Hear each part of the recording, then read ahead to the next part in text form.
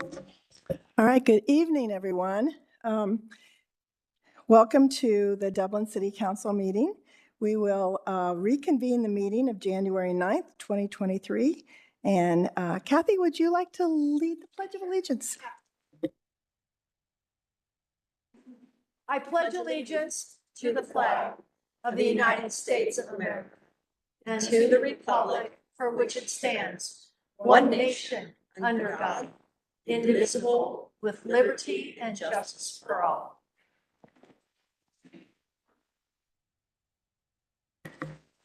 All right, next on our agenda, we have citizen comments. And this is an opportunity for citizens to comment on any topic that is not on tonight's agenda. Lindsay, do we have, I think we have someone signed in.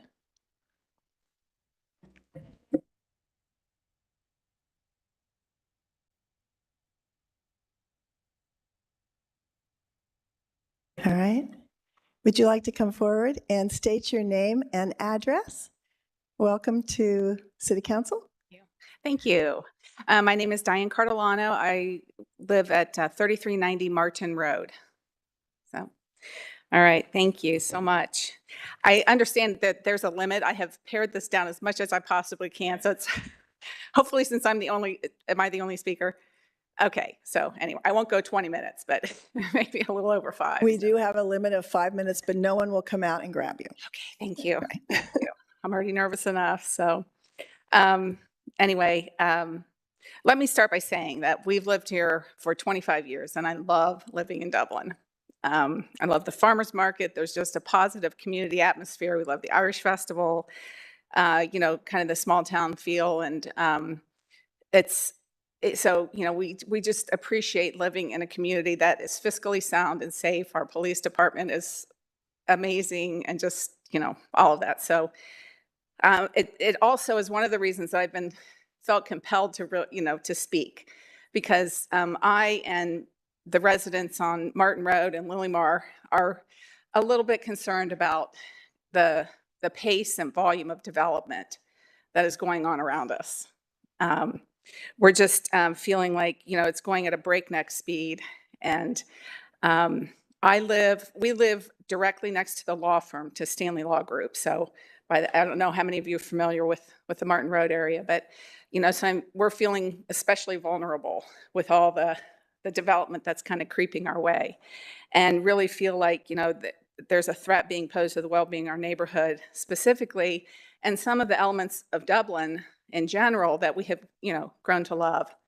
So please hear my heart, with the things that I'm saying. When I'm blunt, I don't mean any disrespect or anything like that, but I just, really feel like you need to know, what's going on in the minds of the residents. So let me start with where we live and the roundabout. Okay. Anyone who's traveled through there knows that it's challenging. It can be very stressful.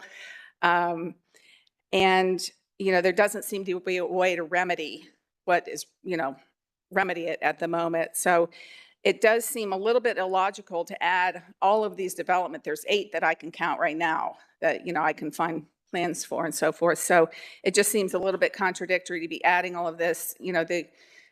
The traffic backs up horribly on Riverside and blocks Martin Road. Sometimes the traffic blocks our driveway and goes, halfway up Martin Road when people are trying to turn left and so forth. So we're, trying to understand the line of thinking in adding all of this, potentially adding all of this development is not going to make the situation better. I say to myself, I don't need an engineering degree or a traffic study none of us do, to tell us what common sense concludes that if you add traffic to an already congested area, it's going to be worse.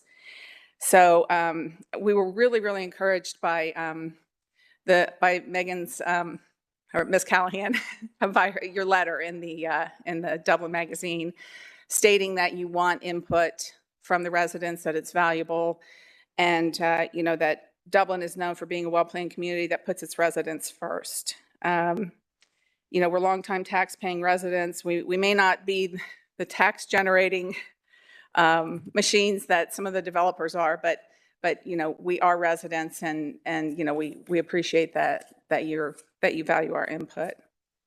And, we need to know that you are advocates and a firewall against, the threats that do pose compromises in our neighborhood from overdevelopment. So a personal example of what I've experienced is my front porch. I used to sit out there and read and drink my coffee, and I haven't removed the covers in 2 years from my chairs because the traffic, the cut-through traffic, the speeding up Martin Road, because of the backups at the roundabout and on Riverside Drive have just made it not peaceful anymore. So, that's been unfortunate. We're concerned too that the same thing is going to happen in our backyard, specifically with the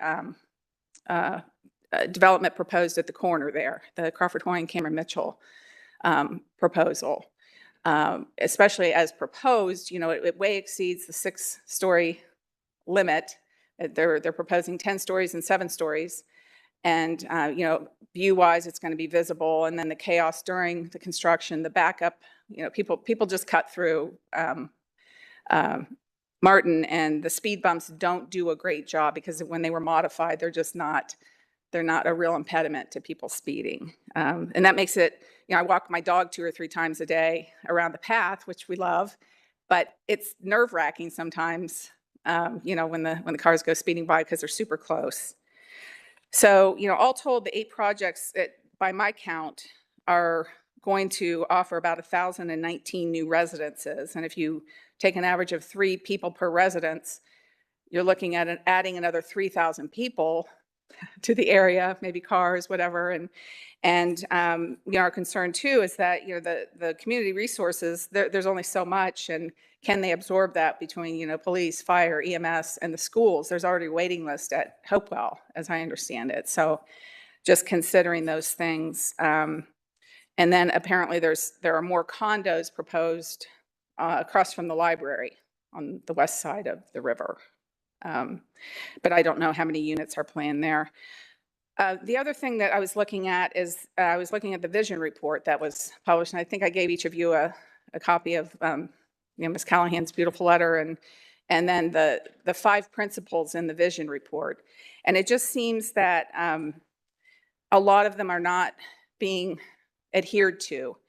For example, principles 1, 2, 4, and 5 mention the goals of making the community walkable, enhancing pedestrian connections marked by walkability, but the proposed projects, if all of them are approved, are going to do the exact opposite. How many of you have, if you don't mind my asking, if I may ask, have walked through the crossing at the roundabout? Okay, you should.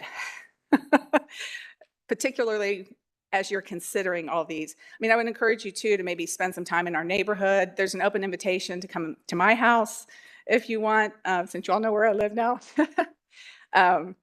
Just to get to know the neighborhood and the residents who are going to be affected by the decisions you're making on our behalf, and to consider those decisions as though you lived there yourself.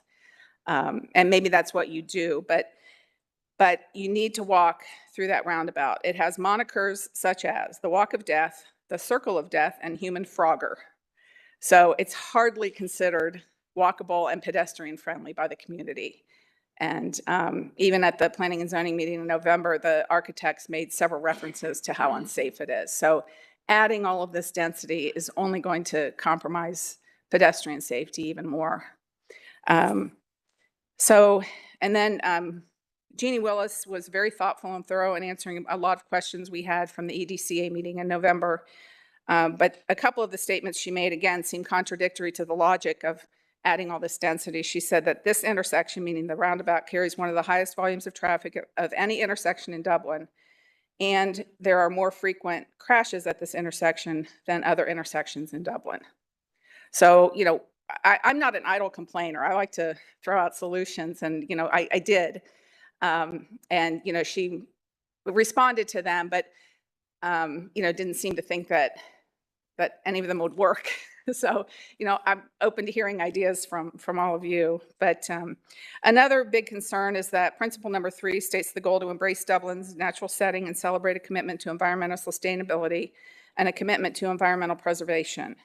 The motto, "It's greener in Dublin," doesn't seem to carry the meaning that it used to. I don't know if you've walked down Mooney Street or Longshore Street or Dale Drive, but other than the planters, there is virtually no green space whatsoever. And this proposed concept by Crawford Hoying and Cameron Mitchell, the initial concept shows no green space whatsoever, and it's way too big for the space. So,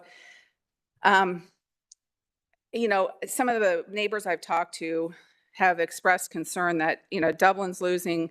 One lady said, Dublin is rapidly moving from a unique, charming community to a concrete jungle looking more like Manhattan skyline than the Dublin we have grown to know and love.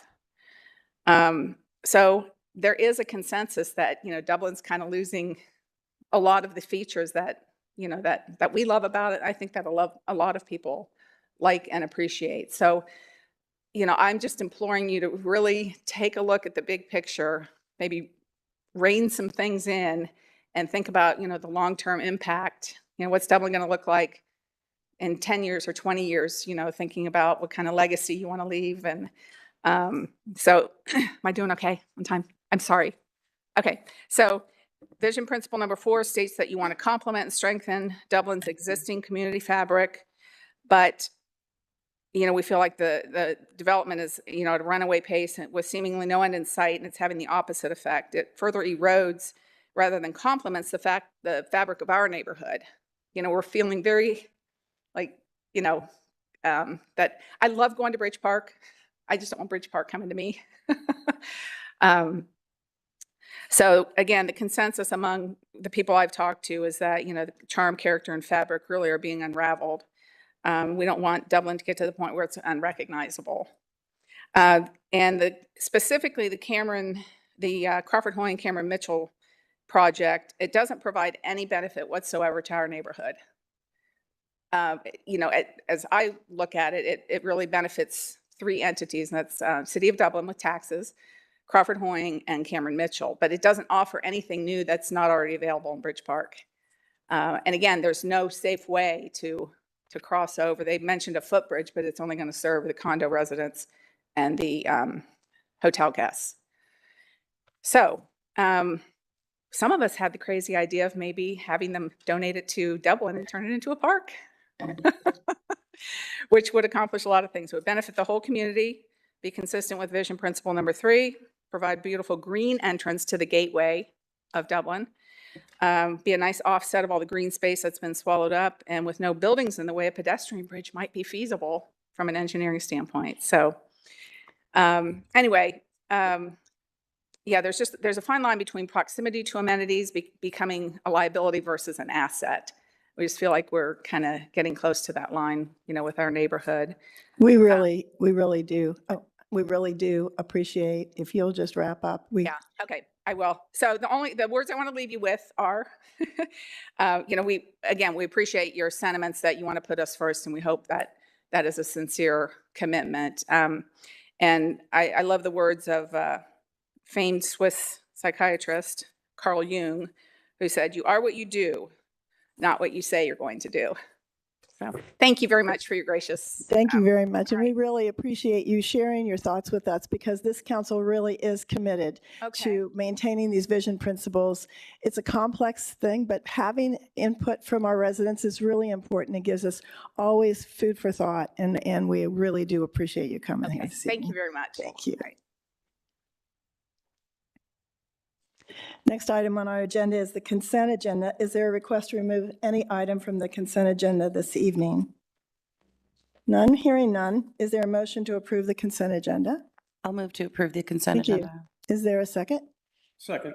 Thank you. Jenny, please call roll. Mr. Reiner?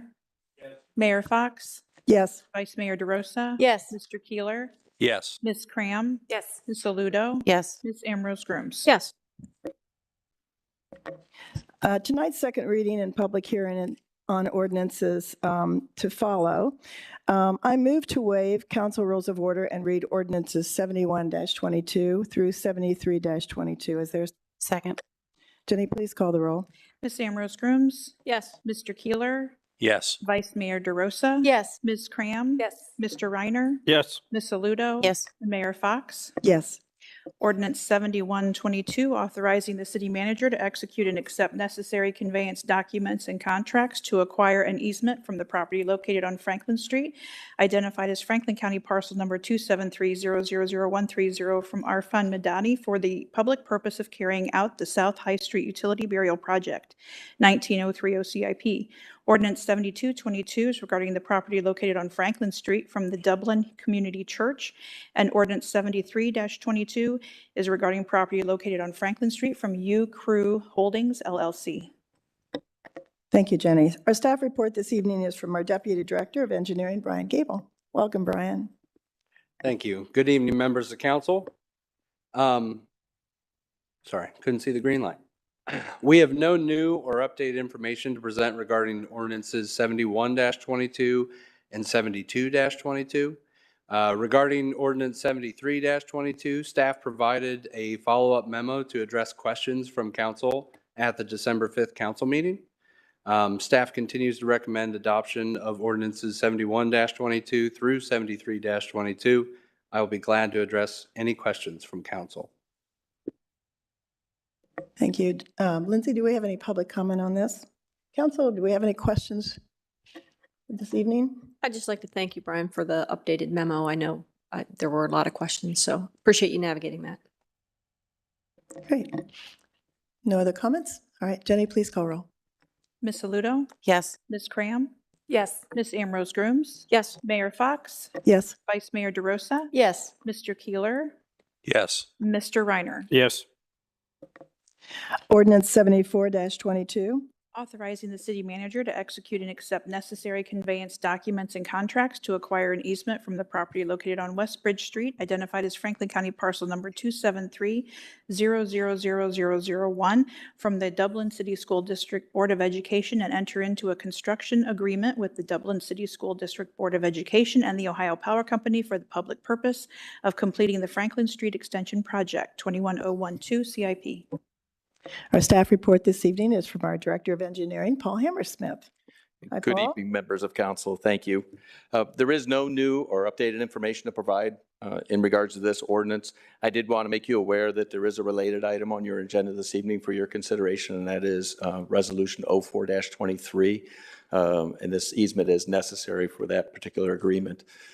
Staff is recommending adoption of this ordinance, and I'll be glad to answer any questions you might have. Any public comment on this ordinance? Hearing none. Council, do you have any questions for Paul?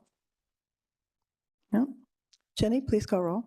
Vice Mayor DeRosa, Yes. Ms. Cram, Yes. Mr. Keeler, Yes. Ms. Aludo, Yes. Mr. Reiner, Yes. Mayor Fox, Yes. Ms. Ambrose Grooms. Yes. Introduction and first reading on ordinance 01-23. An ordinance to appropriate Franklin County parcel number 273009086-00 from Vivo Living Dublin LLC from the public purpose of constructing a bridge crossing over I-270, which shall be open to the public without charge. I'll introduce it. Thank you. Staff report this evening from City Manager Megan O'Callahan. Good evening, members of council. On November 7th of 2022, council adopted Resolution 5322, which began the appropriations process for this parcel. This ordinance authorizes the city law director's office to file a petition for appropriation in the County Court of Common Pleas should it become necessary. It's necessary to acquire this parcel for the Tuller Road to Emerald Parkway over I-270 crossing project, because this is an improvement which was first identified and included as a recommendation for further development during the Sawmill Road Corridor Study, which was completed in June of 2019. The bridge alternatives and location study for this project, completed in May of 2022, investigated the feasibility of different crossing locations and concluded the best location for a new I-270 crossing returns Village Parkway to its previous alignment and extends north to Emerald Parkway. We're at a point in the project development process where we need to acquire the necessary land, and the property located at 4130 Tuller Road has been identified as a key parcel for the recommended bridge alignment.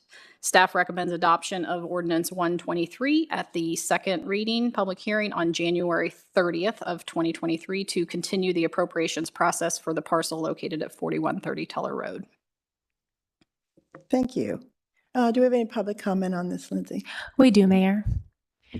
This is from Brian Griffith, 3852 Carberry Drive, who says, I am opposed to the city building a bridge over 270 from Tuller Road to Emerald Parkway.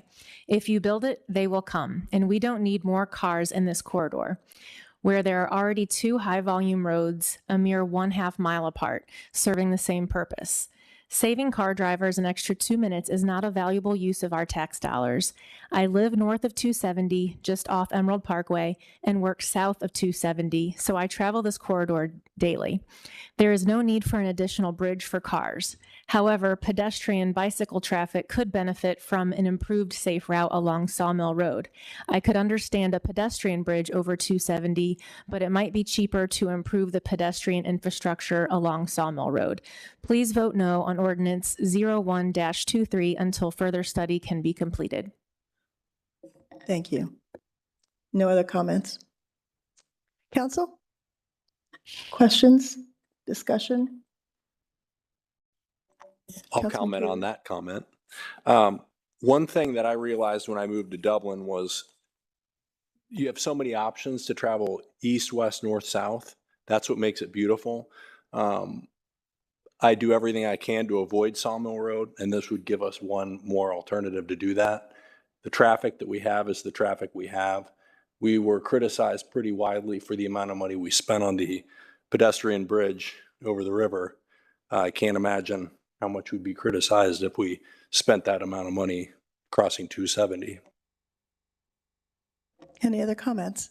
Councilman Grooms? I would only add to that that this is really about future traffic. It's about present traffic, but it's about future traffic that's beyond our control. It's the, you know, the fastest developing county, I believe, in the country is Southern Delaware County. And we have no ability to control that development, and it continues to add pressure onto the 270 Sawmill Road corridor.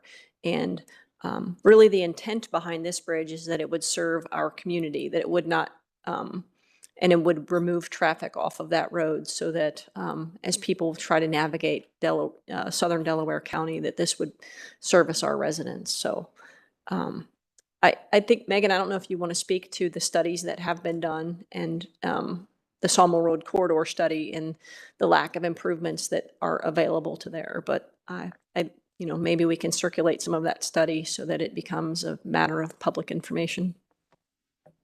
Absolutely. Yeah. The traffic in that area has been studied extensively over the past several years. And we do have a variety of reports that we would be able to share with the resident that outlines the various recommendations. And this was one of the strongest recommendations from that study.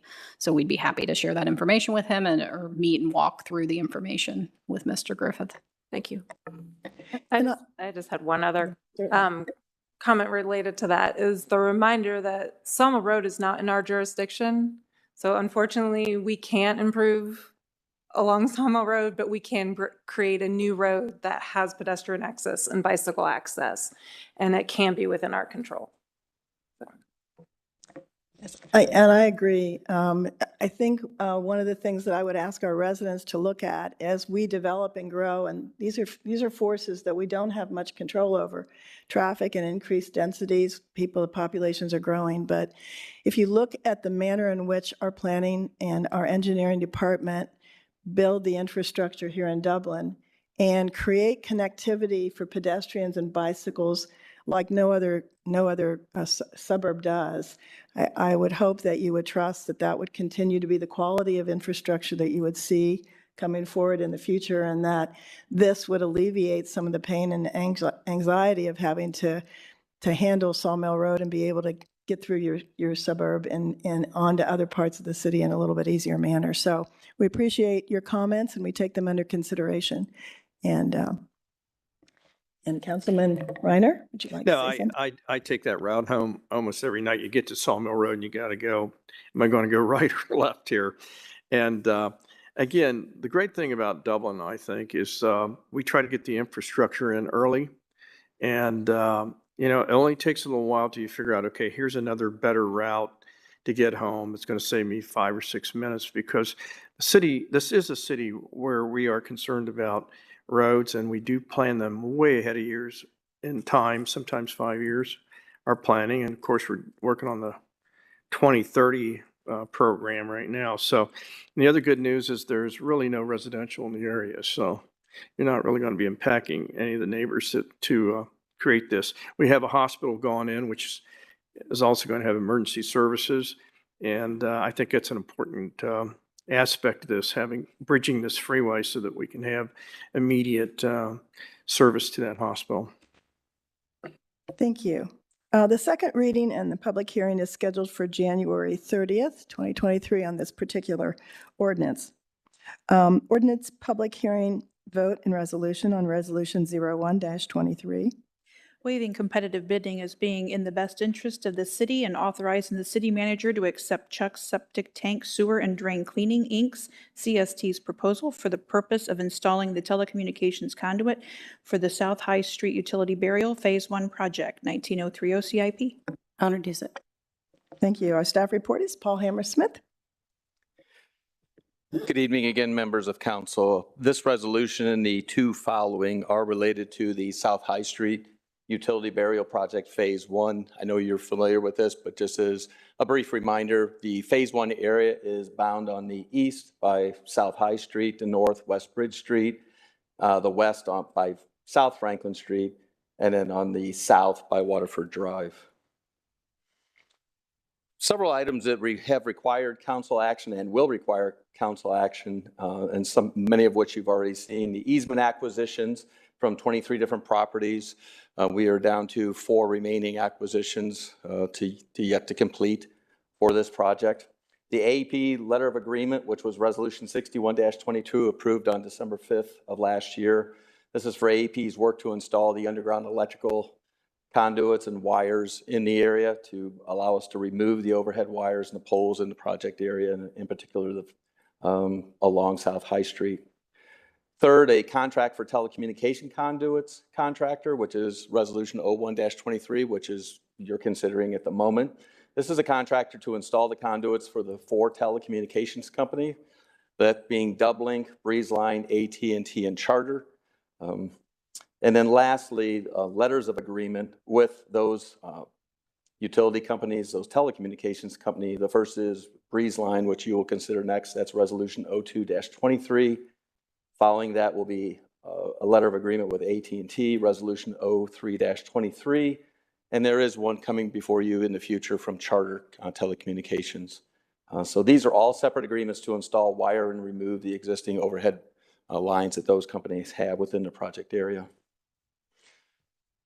The letter agreement with AEP, just as a refresher, was to remove all the existing overhead electric facilities, install new underground facilities in the project area, in particular Phase 1. And AEP will install all residential and commercial telecommunications service lateral conduits. That's from their infrastructure up to the structures themselves within the project area. AEP will allow Dublin, as part of that agreement, to screen the above ground electric facilities that will result with the bearing of their utilities. And in addition to Dublin's cost, AEP will pay just short of $90,000 for system enhancements that they have identified. And Dublin's cost for AEP's work will be $1,203,183. And this was all approved December 5th as part of that resolution 61-22. So before you presently is the contract in the best interest of the city with Chuck's Septic Tank and Sewer and Drain Cleaning Incorporated, and they're doing business as CST Utilities. CST is AEP's selected contractor to install the underground AEP conduit. Why are we recommending to use CST Utilities for this work? Well, staff believes utilizing a single contractor for the conduit installation will significantly reduce impacts to historic Dublin itself, especially the residents, businesses, and just the overall commerce within the area. It'll certainly provide for a reduction in overall project duration, the time frame necessary to install the conduits, both for AEP and for the telecommunication companies. And this will also include conduit for Dublin as well. And then given the alignment and the proximity of the underground conduits, we would result with having several different contractors in the same area trying to install conduits if we would choose to go with separate contractors for that work. And certainly this using one contractor would reduce the overall project cost. So this contract also includes the landscaping and screening and site restoration that would be part of AEP's work. That was not originally in AEP's letter of agreement. It is with this contractor in particular. So this will be part of CST Utilities work. And then lastly, staff has thoroughly reviewed CST, the proposal by CST in the amount of $1,619,429 and a penny, and believes these prices are consistent with current market conditions and comparable bid cost. With that, staff does recommend your approval of this resolution this evening, and I'll be glad to answer any questions you might have. Thank you, Paul. Do we have any comments on this? Council, do you have any questions? So help me understand, maybe I'm a little slow or dense on this, but CST is being hired to install conduits. Correct. There are 5 different utilities, including power, cable, telecom, right? 5 different companies that handle those services. Correct. The conduit that CST is putting in will be used by all 5 of those. I see Resolution 223 and Resolution 323 were essentially, it appears, doing the same thing for Breezeline and AT&T. Yeah, the difference with those resolutions is that those resolutions provide for those companies placing their wires and their infrastructure within those conduits. This contract is purely for the conduit itself. Got it. Paul, most of this disruptive portion of the work is going to be along Mill Lane, correct?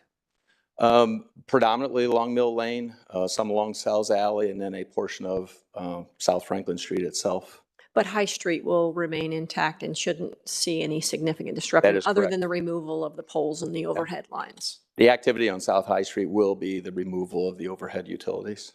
Good. And you had indicated that this CST will be responsible for siting or installing the above ground mounting facilities. Yeah, the pedestals and the above ground facilities required by both AEP and the telecommunication companies. And does this contract allow us any opportunity to help site where those will be? We have worked extensively with AEP and those telecom companies to site those. And you may recall previously you approved some easements on city-owned parcels. That's where the majority of that above-ground infrastructure will be placed so that we can screen it accordingly and make it as attractive as possible within the district. Okay. I just, they tend to like them in the most convenient places, which also seem to be the most visually impactful locations. I think they would probably tell you if you asked them that they didn't get to necessarily place it where they would like to have had it. They placed it where we thought it was best. Good. And then you had indicated that there's landscape screening as part of this contract. So those will go around those utility boxes once installed. Correct. Great. Appreciate it. Thank you. You're welcome. Thank you. Any other comments? Actually, I just have one quick question about the landscaping then. So are they subcontracting out that work? I mean, they're not landscapers. I imagine they will be subcontracting it. Okay, but then they're going to be responsible for the health of that vegetation for a set amount of time. So if it dies within 3 months, they'll replace it, and Correct. that's covered in that cost. Yes, that would be consistent with how we have handled. I assume so. I just wanted to make sure. Thanks. Yes. Anything else? All right, Jenny, will you please call roll? Ms. Cram, Yes. Ms. Ambrose Grooms, Yes. Mayor Fox, Yes. Mr. Reiner, Yes. Vice Mayor DeRosa, Yes. Mr. Keeler, Yes. Ms. Aludo. Yes. Resolution 02-23. Authorizing the city manager to enter into a letter of agreement with Cogeco US LLC DBA Breeze Line for the South High Street Utility Burial Phase 1 Project, 1903 OCIP. Introduce it. Paul is continuing with the story. So as we continue with Resolution 02-23, this is a letter of agreement with Breeze Line, Cogeco. And Breeze Line, as I'll call them, will remove all existing overhead communication facilities that they own and install new underground facilities in the Phase 1 project area.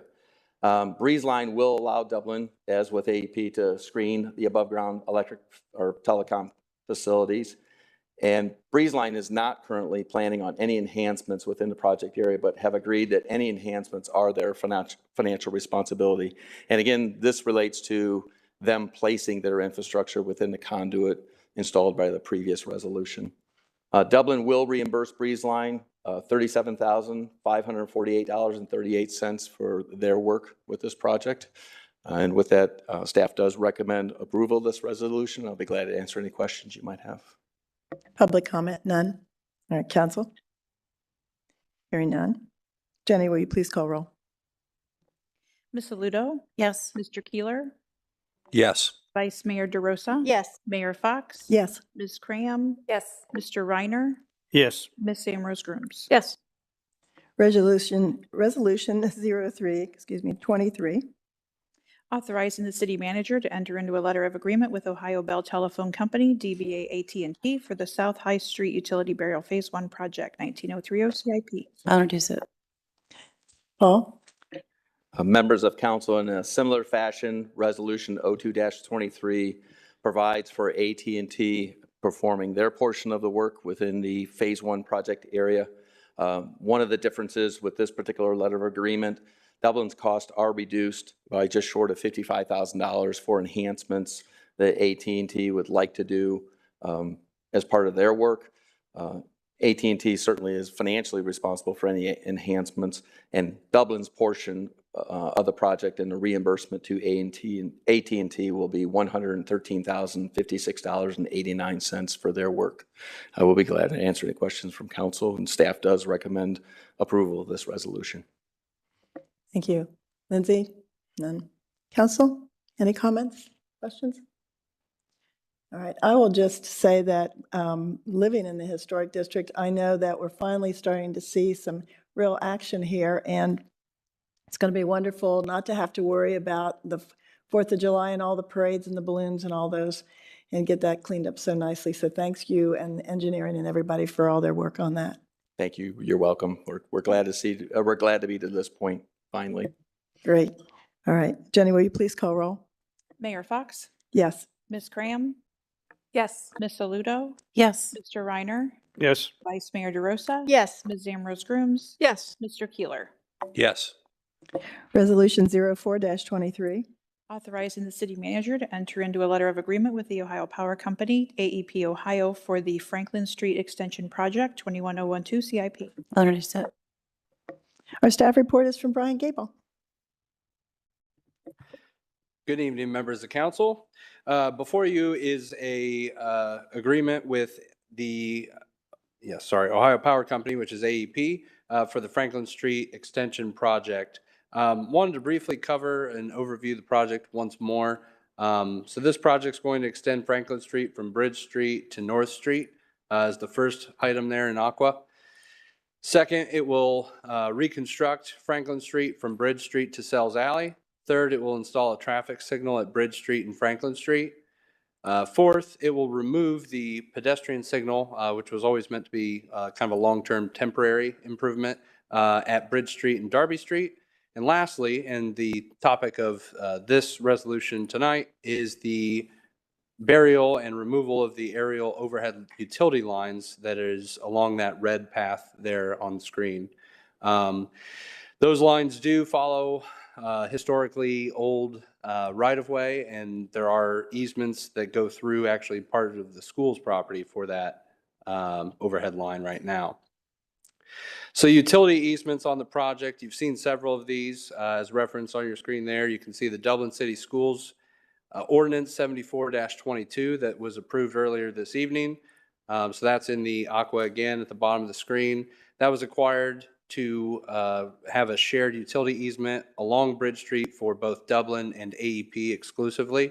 And then the second part of that agreement was to vacate the current AEP easement on Dublin City School District's property. And then lastly, we had the Darby Street parking lot easement for AEP and some of the other associated items for the Franklin Street Extension project. These are for above ground utility items, and part of the size of that easement is actually for screening and landscaping around all of those items in that area. So before you tonight is the letter of agreement with AEP Again, very similar to the ones you just previously approved. AEP will remove all existing overhead electrical facilities and install new underground facilities in the project area. AEP will also allow Dublin to screen the above-ground electric facilities in close proximity and a little more aggressively than they normally approve. And finally, Dublin will reimburse AEP $239,700.04 for the above work. Staff recommends approval of Resolution 04-23, and I'll be glad to address any questions council may have. Thank you. Brian, do we have any public comment? All right, do we have any questions for Brian this evening concerning this? Hearing none. All right, Jenny, will you please call roll? Vice Mayor DeRosa? Yes. Ms. Cram? Yes. Mr. Keeler? Yes. Mr. Reiner? Yes. Mayor Fox? Yes. Ms. Ambrose Grooms? Yes. Ms. Aludo? Yes. Resolution 05-23. Declaration of Friendship and Cooperation between the City of Dublin, Ireland and the City of Dublin, Ohio, USA. I'll introduce it. Our staff report this evening is from Allison Leroy. Allison? Oh, there I am. So this is a resolution that we would sign to officially approve the Friendship City Agreement with Dublin, Ireland from our side. The Dublin, Ireland City Council approved this agreement on December 5th of last year. Once we do pass this resolution, there will be an official signing ceremony. Last time we signed this agreement in 2017, their mayor actually came here and signed it at the Irish Festival that year. It was the 30th anniversary. So we have committed to send representatives back over to Dublin, Ireland this year to sign the final agreement over there. So tonight we just need approval of the resolution to further forward this Friendship City Agreement. Thank you. Any public comment on this? Council, any questions on this? Comments? The only comment I will make is a thank you to a couple of Dublin, Ireland folks or Ireland friends of ours. The past Lord Mayor, I think his name is Michael, you'll have to help me just say his last name. It's Michal McDonough. Okay. He was on the protocol committee, apparently, and gave a very good word for us. And then the ambassador to Ireland, to the United States, Honorable Daniel Mulhall, also wrote a letter. So we want to thank both of them for the kind words that they said about us and the ability to renew this friendship agreement. So thank you for the information. If there are no questions or discussions, all right, then we will please call roll. Oh, did you have anything you, okay, please call roll. Mr. Reiner? Yes. Ms. Cram? Yes. Ms. Ambrose Grooms? Yes. Ms. Aludo? Yes. Vice Mayor DeRosa? Yes. Mr. Keeler? Yes. Mayor Fox? Yes. All right, our other business this evening, we will be discussing the council chamber AV video streaming services, and our staff report is from Director of Information Technology, Michael Farrar. Michael? Good evening, Council. I'm here tonight to provide Council with an update to the audiovisual solution review for council chambers. In August 2nd of 2022, staff investigated 3 solutions to improve the current AV in council chamber, having a full-time member of staff to provide support and improvements, an in-person director, and a remote director solutions. At that time, based off the information that staff was presented from the investigation, council approved the hiring of a full-time member of staff to work and provide improvements to the council chamber's AV solutions. After that meeting, the Swaggart Productions LLC, who was reviewed as our remote production option, reached back out to staff requesting an opportunity to review the current solutions and propose a new opportunity to clarify their solution, how their solution would integrate with our existing solutions and clear up any miscommunications.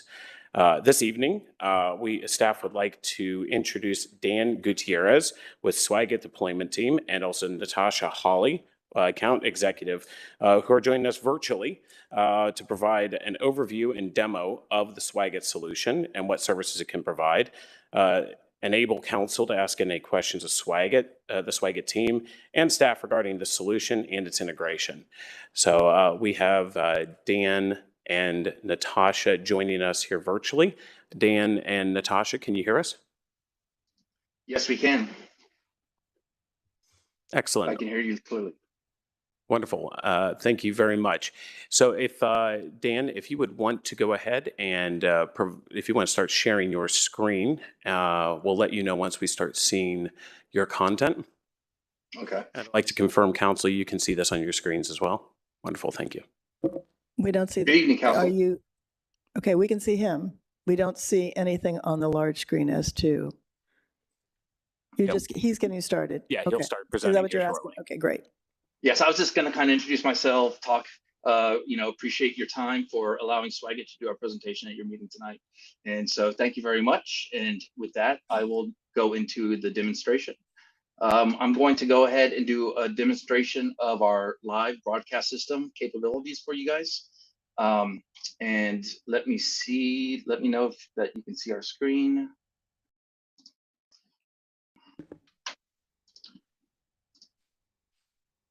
All right, can everybody see my screen? No, not yet. Give it a second. Here we go. Okay. We can now see that. Okay, perfect. So what you're seeing right now is with this broadcast system, it comes with what we refer to as a CG package. So it comes with graphics. Before every meeting or during any type of break during your meeting, our directors will remotely pull up graphics depending on what the situation is. Normally before the stream, our director will go ahead and pull up CG that's been designed for you guys and tailored to the meeting to kind of show, at least make aware of the viewers at home that a meeting's about to begin. And then as the meeting commences, we'll go ahead, our directors will clear the screen. And normally we open up with a wide shot such as that. This is our demo room over down the hall from where I'm at. And, just depending on what's happening in the room, for instance, if there is a council member that begins to speak after the wide shot introduction, then our directors will cut on over into the close-up of the person speaking at the dais or over at the podium. Let's say there's a presentation happening. We'll also have a presentation feed coming from your chamber to the system, which will be able to share along with the viewers following along at home. And for instance, I have a presentation feed right now. This is just a mock demonstration of a PowerPoint and how to create something. And that would be the presentation feed. And then let's say a discussion breaks out from your presentation, then we would also have the capability to cut back to the person at the podium for that discussion. Let's say they're answering any type of questions. And then let's say someone from the dais is directly speaking to the person at the podium, then we can have the capability to cut back over to the questioning.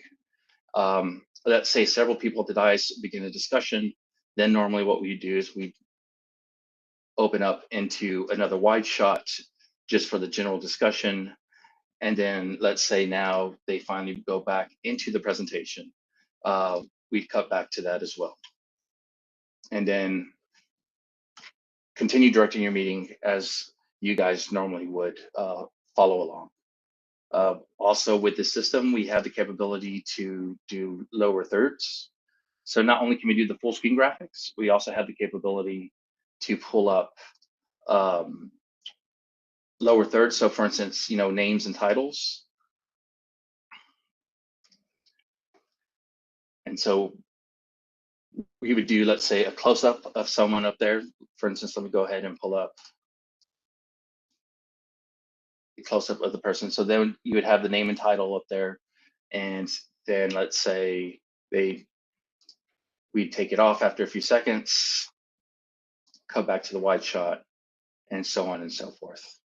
But this is just kind of a brief demo to give you an idea of the full capabilities of our broadcast system.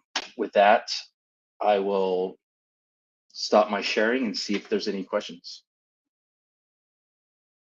Do we have any questions? Nope, we can continue then. Hey, Dan, No. is it easy for somebody to bring in a picture slide right before a presentation and have that incorporated into the presentation for City Council? If there is something that you want to display that way, what we would recommend is maybe, since we will have a presentation feed coming from your computer in chambers, you could display it on that computer and we can bring it up that way. Otherwise, if you want it pulled up the way I was pulling up the full screen graphics and the lower third images, it would have to be custom designed. when that's not something that we normally do on a regular basis, meeting to meeting. So the best option would be to go ahead and pull it up on your presentation computer, and we can display it to the public that way. Right. Kathy? So Dan, thank you for joining us, and thank you for having the courage to do a remote demo of your product in here. So kudos Thank for you for me for having me. that. Thank you for having me. That's what we do. We do this for clients all over the country. So Dan, if we wanted to include a remote guest as you are tonight in the system, how would that work? So we would actually be taking a feed from your current system and be incorporating that into, like, for instance, the presentation feed that I was showing you with PowerPoint going. That would be coming into our video switcher, and we display it that way. So what tool would we use to do that? Would that be a WebEx type of a thing, or how would that work? Yes, we would be continuing to use the WebEx codec that we currently have implemented. We had several technical meetings with New Era, Swagat, and the IT department to fully investigate our infrastructure and how it's configured. We were able to identify that we were able to take audio feed and content feed from that codec, which would also enable us to hold a WebEx meeting as we're holding right now. The two main pieces that we would be losing from this integration is we would have to move to Swagat's camera solution, so they had the ability to remote control those, and also any presets and programming integration that we had put into the codec. So as we have now, where we press the button to go ahead and have the camera angle come over. So we'd lose that customized programming, but it would be anyway superseded by their solution anyway. Any other questions? Okay. Excellent. Well, thank you, Dan, and also Natasha, for joining us today.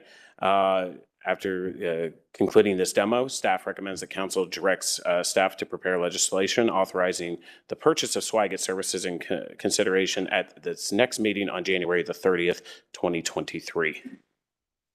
Michael, I wanted to ask you, and Dan, you didn't bring it up, but I think there's the ability for someone to go back and take a look at this and find a topic or a subject through a method that you provide that allows one to search council meetings, conversations easily. Is that true?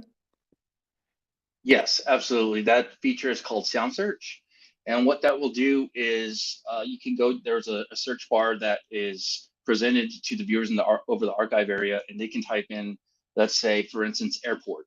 And what's going to happen is a list of all the meetings with that agenda item that says that the word airports mentioned will populate, and then just according to meeting date and so forth, or meeting subject, the viewer can go ahead and click on that and bring them directly to that topic instead of having it being to like scrub through the video footage.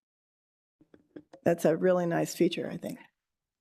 Another feature that's involved not only with the sound search is the tagging of our agenda items. So as we produce, as Swagat produces these solutions, it'll be having a video in the left-hand corner. It'll have comments, and it'll have our agenda, where you can go ahead and you can click on the agenda item, and it will fast track the video exactly to where that agenda item starts.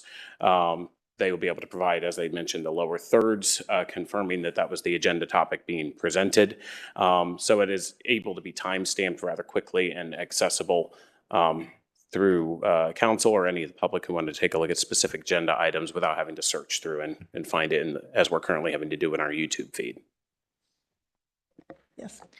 So once the meeting is recorded, does it then become property of the city of Dublin and we would have it on our servers, or is this a cloud-based and belongs to them? No, Swagat will never own your video footage. The content will sit and live on our servers, but it's entirely yours. So even let's say whether it's 2 years down the line and you guys say, you know what, we want to part ways and go another direction, the footage is yours. All we ask is that you provide us an external hard drive, and we will transfer all the content onto the hard drive and ship it back to you guys. And we wouldn't need any type of proprietary like software or anything to run it. No, to view those meetings. Mm-hmm. Okay, so they would be ours. There's yes, they're regular MP4 files. Okay, thank you. Mm-hmm. Any others? No? And no public comment? All right. Let's see. Motion to direct staff to prepare legislation to waive the competitive bidding process. May I have a second? I'll second. Thank you. Jenny, please call roll. Ms. Cram, Yes. Ms. Ambrose Grooms, Yes. Mr. Reiner, Yes. Vice Mayor DeRosa, Yes. Mr. Keeler, Yes. Mayor Fox, Yes, Ms. Aludo. Yes. thank you very much. This will be a nice improvement. Absolutely. And thank you for Swagat, Dan, and Natasha for joining. You can disconnect at this time. Thank you again. All right. Thank you, everybody. Good night. Thank you. Thank you for joining us. Thank you. Next on our agenda is the sports complex feasibility study and a discussion on that tonight. And Megan O'Callahan will be introducing this. Good evening. I just wanted to make a few comments to kick off these next two agenda items. As you are aware, staff have been working with our planning consultant, Pros Consulting, to complete an update to the Dublin's Parks and Recreation Master Plan. As part of the process, Pros has worked with city staff to conduct extensive survey research, including a random statistically valid survey of Dublin residents and a broader community questionnaire, a community-wide public forum, one-on-one meetings with community leaders and stakeholders. Those results have been compiled and analyzed and are scheduled to be discussed in detail at your January 17th work session. At that time, a report will be shared with you that includes those survey results, along with insights from 2035, 2022 Community Attitude Survey, and the community plan.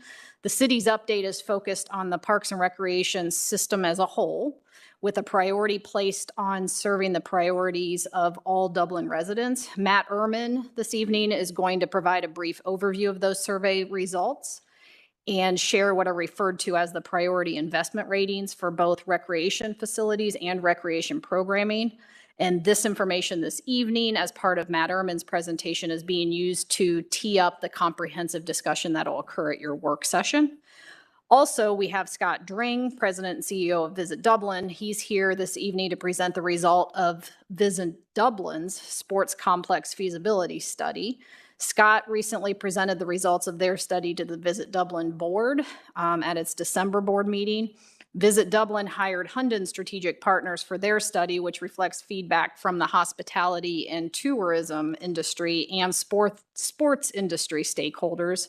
Visit Dublin recently provided staff with a copy of the Hunden study, and staff is currently in the process of reviewing the findings from the Visit Dublin study. So we're working with the Visit Dublin team to determine opportunities to use their industry-based research to supplement Pros research, which is resident-based, and provide recommendations that meet the needs of both residents and visitors while supporting council's visionary goal to make Dublin a destination of choice. Staff's initial review indicates that there were some overlaps between the findings of the two studies. However, as can be expected, there are some distinct differences which can be attributed to different focuses of the two studies. So with that, I'd like to turn it over to Scott and his team for their presentation. Thank you all. Happy New Year. Appreciate the opportunity. We'd like to again thank the community as a whole. We had tremendous participation from all the people across the community and such. I'd like to special shout out to Megan, Robert, and Matt, who we've been working hand in hand since July on this. A shout out to our board, who's had the vision to do this and spent considerable resources to get this done as well. So we're excited for that as well. Real quick, I'll tee it up for Hunden. There's really 4 reasons of why we're doing this now. The first one is creating a world-class athletic facility has really been on our radar since 2010. It's been an aspirational goal in our strategic plan since that time. In fact, in 2016, we actually led a group of city staff and industry leaders to Grant Park to look at that facility. In 2019, you may recall the Bridge Park Fieldhouse study. We collaborated with Crawford Hoying on that study as well. So it is not something new that we've been looking at over the years. The second one is we are losing business to our competitive set. One, because they are building these facilities. And 2, Dari Fields, the availability and condition of them, we're losing business as well. So that's another reason for that.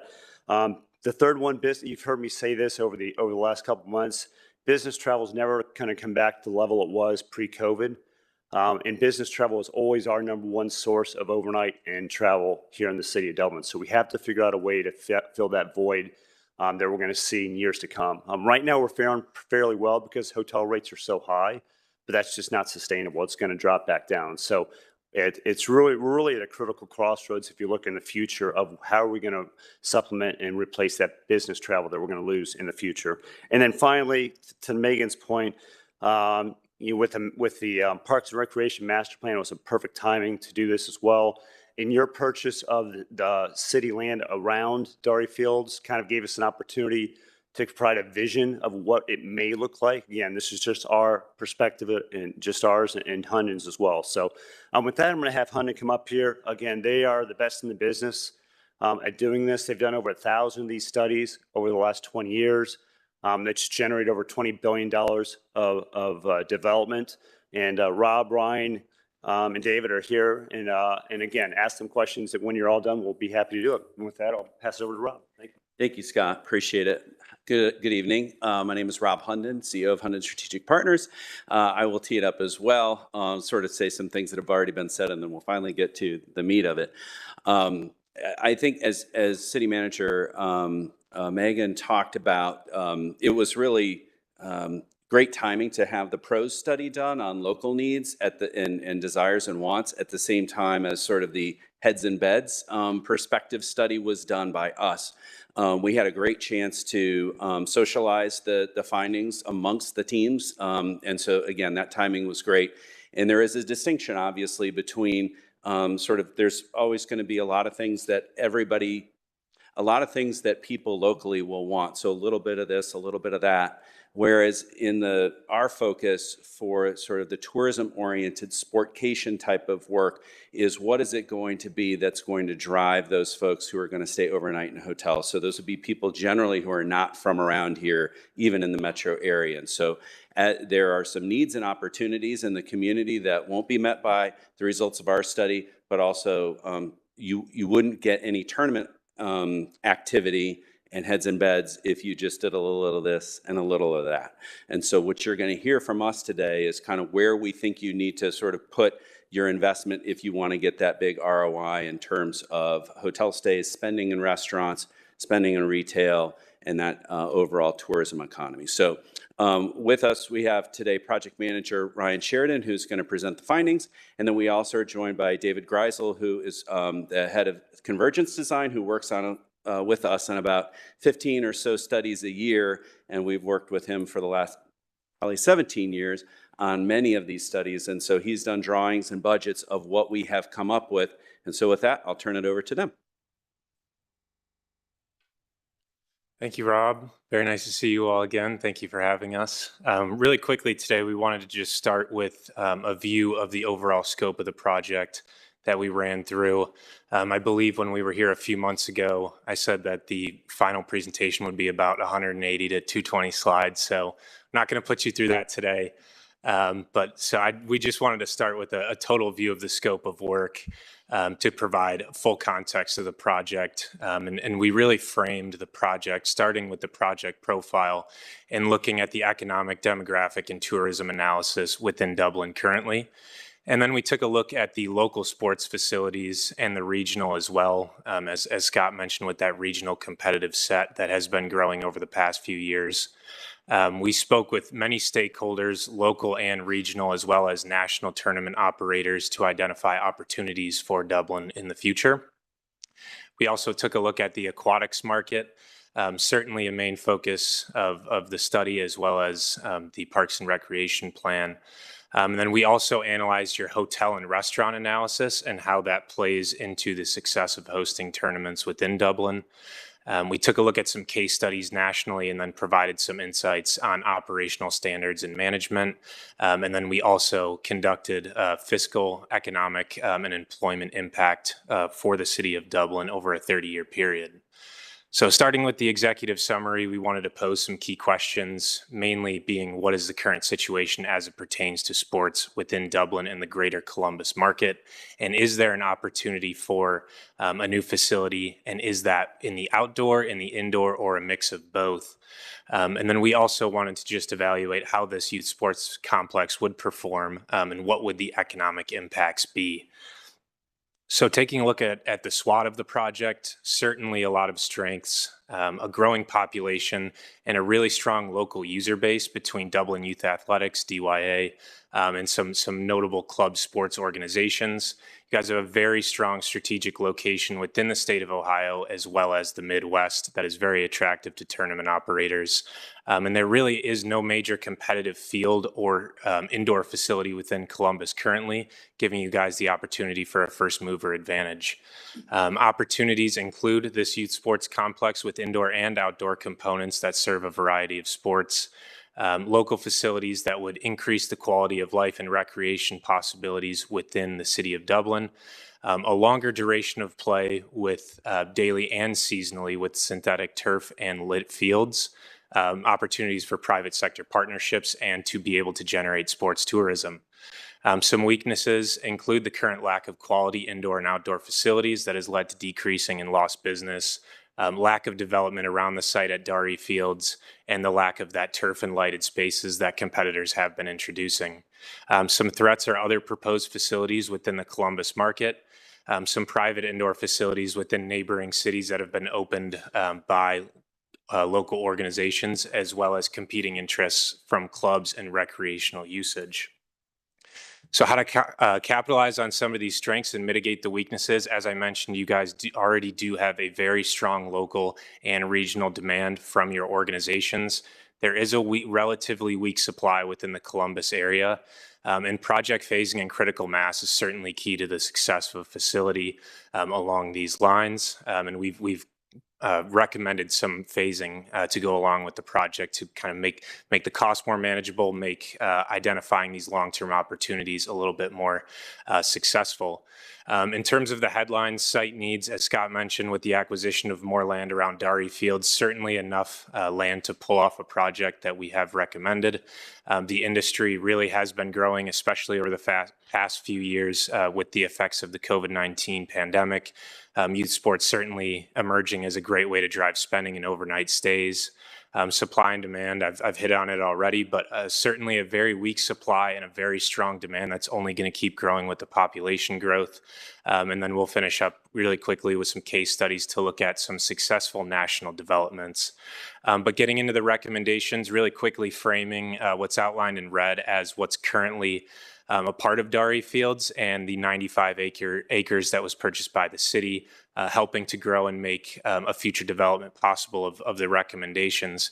But the recommendations that we've provided include 8 multi-purpose artificial lit turf fields, as well as the redevelopment of the grass fields. Currently, you have 18 grass fields at Darry Fields. Within this new recommendation, there would be 14 in addition to the 8 multi-purpose fields. There would be 5 softball diamonds and then an indoor facility that would provide you with 9 basketball courts and 12 volleyball courts, as well as the ability to introduce seating and host events along the lines of graduations, concerts, and community events. And I just wanted to introduce David with Convergence Design to talk a little bit about the site plan that he put together, and just wanted to highlight really quickly the land that was purchased by the city we have on the south side of the site. And those are the multi-purpose turf fields that have also been integrated with the capabilities to play diamond sports such as baseball and softball, and can also host lacrosse, cricket, any kind of field sport. So really using an efficient surface for as many sports as possible. But just wanted to introduce David and give him an opportunity to talk on the site plan that he prepared. Hi, good evening. David Greisel with Convergence Design. Again, real quickly, those 8 multi-purpose turf fields that you see at the bottom of the diagram are oddly shaped because they include the capability of both baseball as well as rectangular field sports, which makes for a kind of unusual footprint, but it would give you the most versatility and bang for the buck for the investment in those artificial turf fields.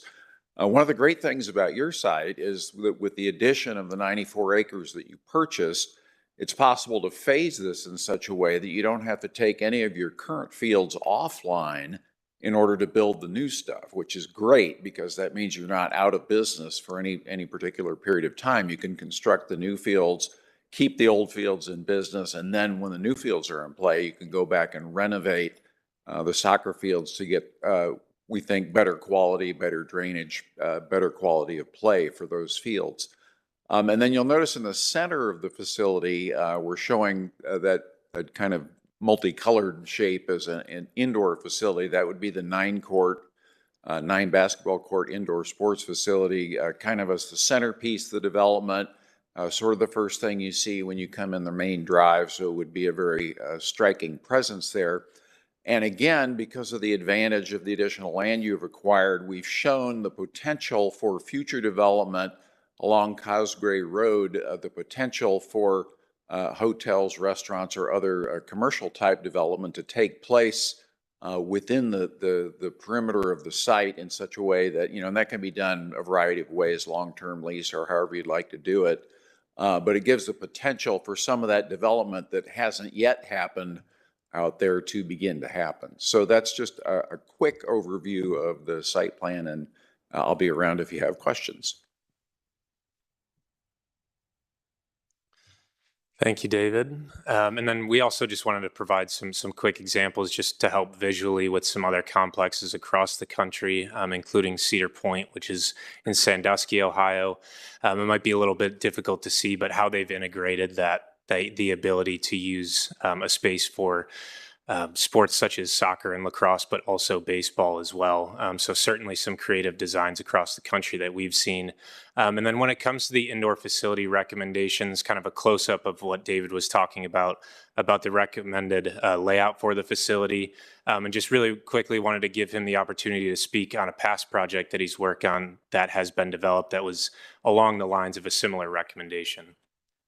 Yeah, so real quickly, the idea of this 9-court diagram is to have obviously the ability to conduct tournament activities on 9 courts at the same time, but also to have a championship court in the center with retractable seating that would pull out to create a spectator venue that we think could have a capacity of between 3,000 to 5,000 seats for a variety of events, including championship events, but also entertainment events and other types of events in this marketplace. So it would give you a tremendously versatile facility. And the photographs you see are a similar facility that we developed in concert with Hunt & Partners in Enid, Oklahoma, that is exactly this model. It's a 3,500 seat venue that has rigging capability, and they actually do quite a number of shows there, a surprising number of shows, and it's turned out to be a very successful venue for that community. Brian?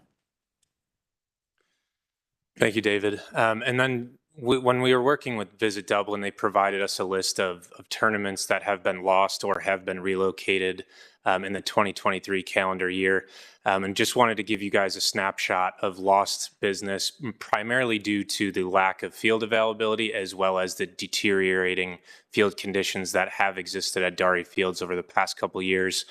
And we provided a snapshot of the Collegiate Archery National Championships that previously took place at Dari Fields and estimated it to be a total of a $200,000 total impact that has been lost from one event.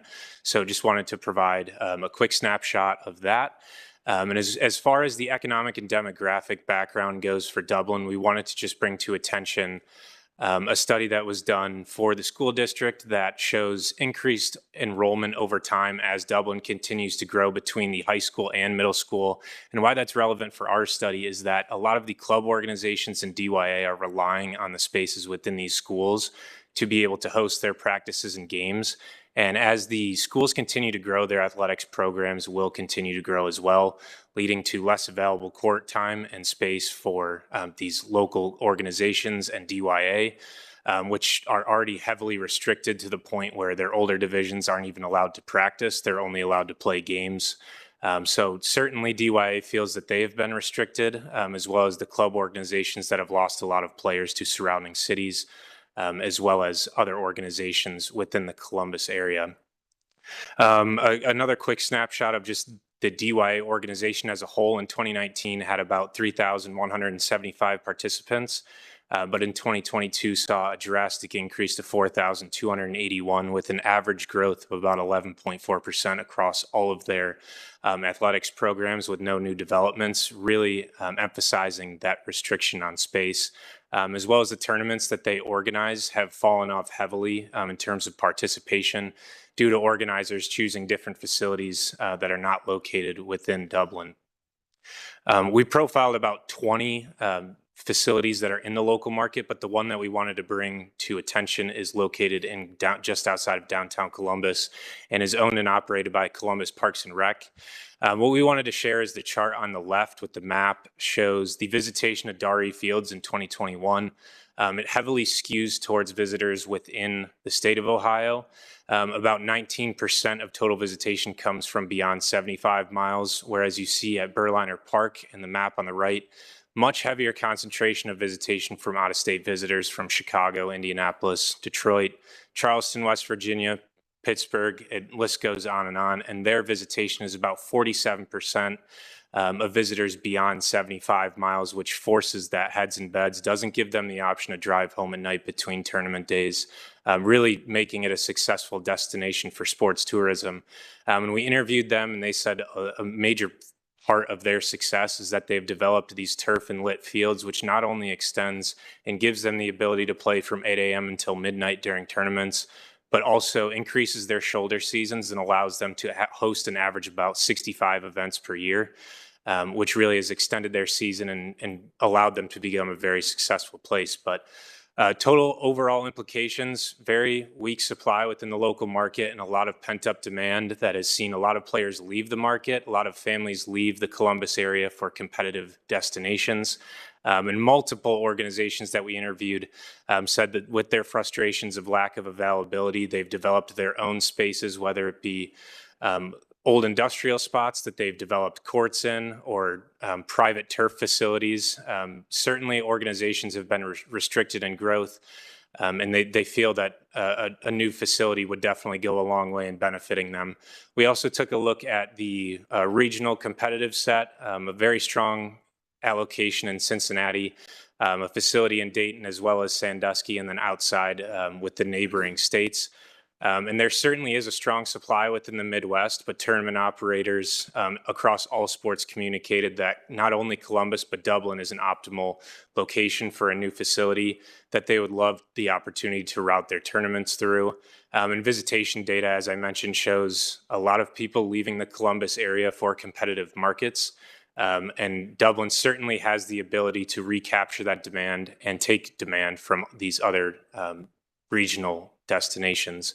I've touched a lot on these, but the tournament opportunity and talking with those tournament operators say that that central location goes a long way. A minimum of about 8 hardwood basketball courts and 6 outdoor multi-purpose turf fields would be needed to host significant basketball, significant volleyball, and significant soccer tournaments, as well as other sports such as lacrosse. And as far as the case studies go, we highlighted a few, but really the main thing that we wanted to touch upon was the funding of these facilities. So we took a look at the TBK Bank Sports Complex in Bettendorf, Iowa, as well as Round Rock, Texas, with their multitude of facilities, including Old Settlers Park and the Round Rock Sports Center, with the main implications being that there are a variety of ways to fund these facilities. But with TBK in Iowa, the phase 1 of the project saw about $10 million in city incentives. And due to the project's success earlier in 2022, an expansion of the facility was approved that focused on heavier commercial development to increase the capture of the economic development of tournaments that have been hosted at the facility, with another $5.8 million in economic development grants to help that commercial activity. In Texas, with their $18.2 million facility, the city raised about $7.8 million in bonds and raised the occupancy tax 2% to help pay for the bonds that paid for their indoor facility, which is 6 courts, 6 basketball, 12 volleyball courts. as well as in Iowa, they funded their facility with an increase to the sales tax, an increase to the hotel tax, and were able to fundraise about $12.4 million in corporate pledges and donations. And then the Community First Center up in Wisconsin, a $30 million facility that was funded wholly by an increase in the local hotel tax. As we saw earlier, a layout of the site map, which we can currently go back to in a minute here, but we also ran, as I mentioned, the financial and economic impact models for a projected facility. In year 1 and 2, operating at a loss, and in year 3, we modeled out the indoor facility to be opening in a phase 2. That's why there's a decline in the net operating income.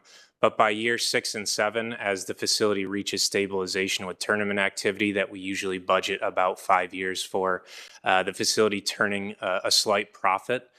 But more importantly, as far as the room nights and the economic impact go, by year 7, once the indoor and outdoor facility would be stabilized, looking at about over 78,000 room nights generated by the project, as well as about $2 billion in direct spending and $3.2 billion in indirect, direct, and induced spending, which is seen through food and beverage, lodging, retail, transportation, and other spending. So a quick summary of the impacts as far as capturable city taxes go.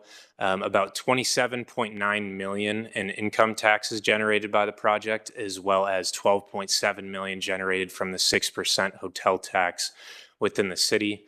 And as I mentioned, about $3.2 billion in spending and $1.3 million in new jobs created across 841 projected total net new full-time equivalent jobs projected.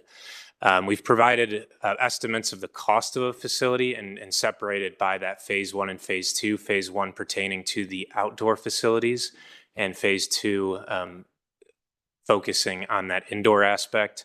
And as David mentioned, with that retractable seating option carrying a little bit of a heavier cost, but I'll step aside and let him address anything that he would like to for the project costs. Well, I think, the numbers are pretty substantial and sort of speak for themselves, but I will just say that as you are well aware, the construction market has been in kind of an inflationary spiral the last year or so. And architects and contractors are all very nervous about projecting costs. So I would just take these with a grain of salt and say that they are order of magnitude estimates to give you an idea. When I say order of magnitude, the question is this a $10 million project or a $100 million project, that kind of order of magnitude. And I think they are reasonable estimates in that regard, but your mileage may vary depending on when this actually gets out for bids. So I think gives you an accurate picture of where it is today, but in this economy, anything is possible.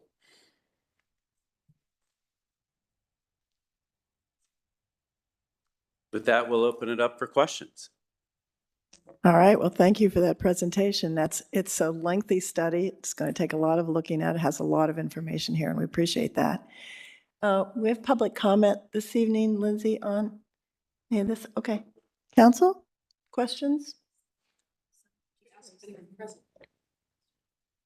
Do we have anybody signed up for this? We had people sign up for the Parks and Rec Master Plan, so I thought Mr. Ehrman could go first, and then, but if anybody wanted to comment now, they could. We can. Does anyone want to comment this evening on this, or want to wait for the Parks and Master Plan?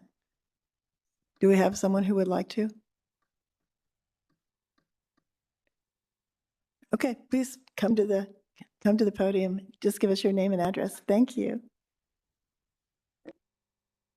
Hi, I'm Hillary Lustino, and 8333 Somerset Way, Dublin 43017. I am a board member for the Dublin Community Swim Team, and as well a parent of a Dublin Kaufman High School swimmer. And it seems that in the table of contents of the study, there was an aquatic section. Would like to have more information regarding the plan for aquatic facilities in the future plan, given the fact that we have in the audience, I count 10, 11 swim parents in the audience, and all of these swim parents take their tourism dollars to other communities practically every other weekend, very often to Cincinnati and Dayton, staying in hotels, eating food, spending our dollars in those places where there are aquatic facilities.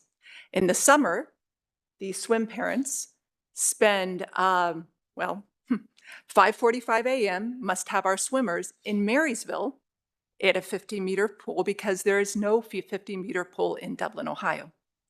So with that said, if there is time allows, would like to have comments on the aquatic section of that proposal, please.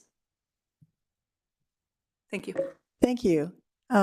Is there anything in the aquatic section you would like to tell us about that that might help this resident understand what your study might have shown? Yeah, so first off, it's always great to see the passion from any and all sports participants and parents. And so originally our study was not designed to include any water, so ice, frozen, or aquatics. But that doesn't mean we actually did layer that analysis in because of the strong participation in aquatics and the success of aquatics locally. So there was some analysis put to it. It really, and Ryan can sort of speak to some of the specifics, what it comes down to, because we do these in all places, and it really comes down to a question of, I think, priorities of public dollars and where you want to sort of put your priorities.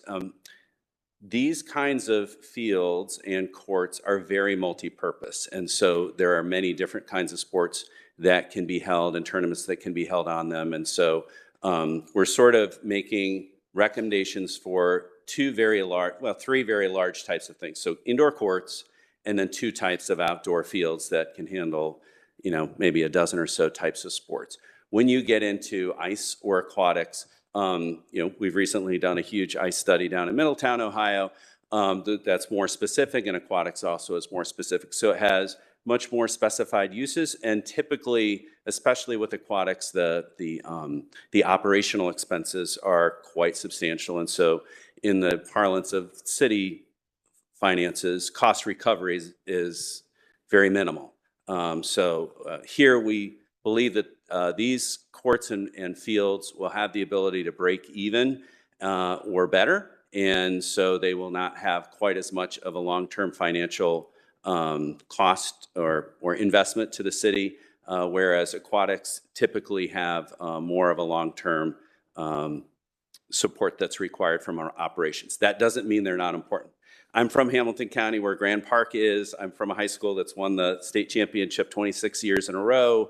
And so aquatics is a really big deal, and I get it. So it's a question more about sort of what your goals are versus, right or wrong or anything like that. So in terms of supply and demand, Ryan, you want to speak to that? Yep, and as Rob mentioned, it was added into the scope after we started the project, but it was treated the same way that the indoor and outdoor sports were treated. We took a look at the local supply and understood that even though there is a strong supply within the high schools within the area, that the local user groups don't get to benefit from those as much. So we interviewed local groups such as the Dublin Sea Dragons, quite a large organization that was very passionate, and they shared their stories of having to go up to Marysville early in the morning. And really the regional supply as well too, hitting in Hamilton, Ohio, Cincinnati, connected to a lot of the larger colleges across the state and Kent State. And certainly, as Rob mentioned, there is a strong supply within the local and regional market, and taking a look at the trade-offs between aquatics and what we've recommended here, we felt that it was just much more of a multi-purpose and gave Dublin a much higher chance of sports tourism. Hopefully that doesn't come across as disrespectful to the aquatics community, so I apologize for that. Thank you. And our Parks and Rec plan is also studying the need for aquatics. So these do come from different perspectives. So appreciate that. Do we have anyone else who would like to make a comment at this time? All right. Council, any questions or discussion? Andy? So for me, there really weren't any surprises here. I think it was very well laid out and offered a number of perspectives, one of which is in the SWOT analysis, the opportunity that a local facility for recreation and quality of life. I think it's important for people to understand that a lot of these facilities are not necessarily for folks from Cincinnati or Indianapolis. They're open to residents as an amenity as well. And so I think it's important as we talk about this and the Parks and Rec master plan, that these two things should not be viewed as being mutually exclusive. In fact, I think they're synergistic rather. And the young lady from the swim team made a very important point. You take your dollars elsewhere. You go to other cities to swim. And you've indicated that in the case of this facility, there may be 5 or 7 other sports that are all doing that, going elsewhere. And you know, that the 130 miles of walking paths and all the amenities and green spaces that we have in the city are afforded us by the tax dollars that we raise here. And so I think for me, it's all kind of one ecosystem, and different things are feeding or enriching others. So it's not that we can't do this and also enhance our parks and recreation system. I will say that one of the impacts that you outline, and I'll quote, over 30 years, the city of Dublin will experience an additional $40.6 million in income tax and hotel accommodation tax. I've got it in writing, so why not do it? You said will, not may or could.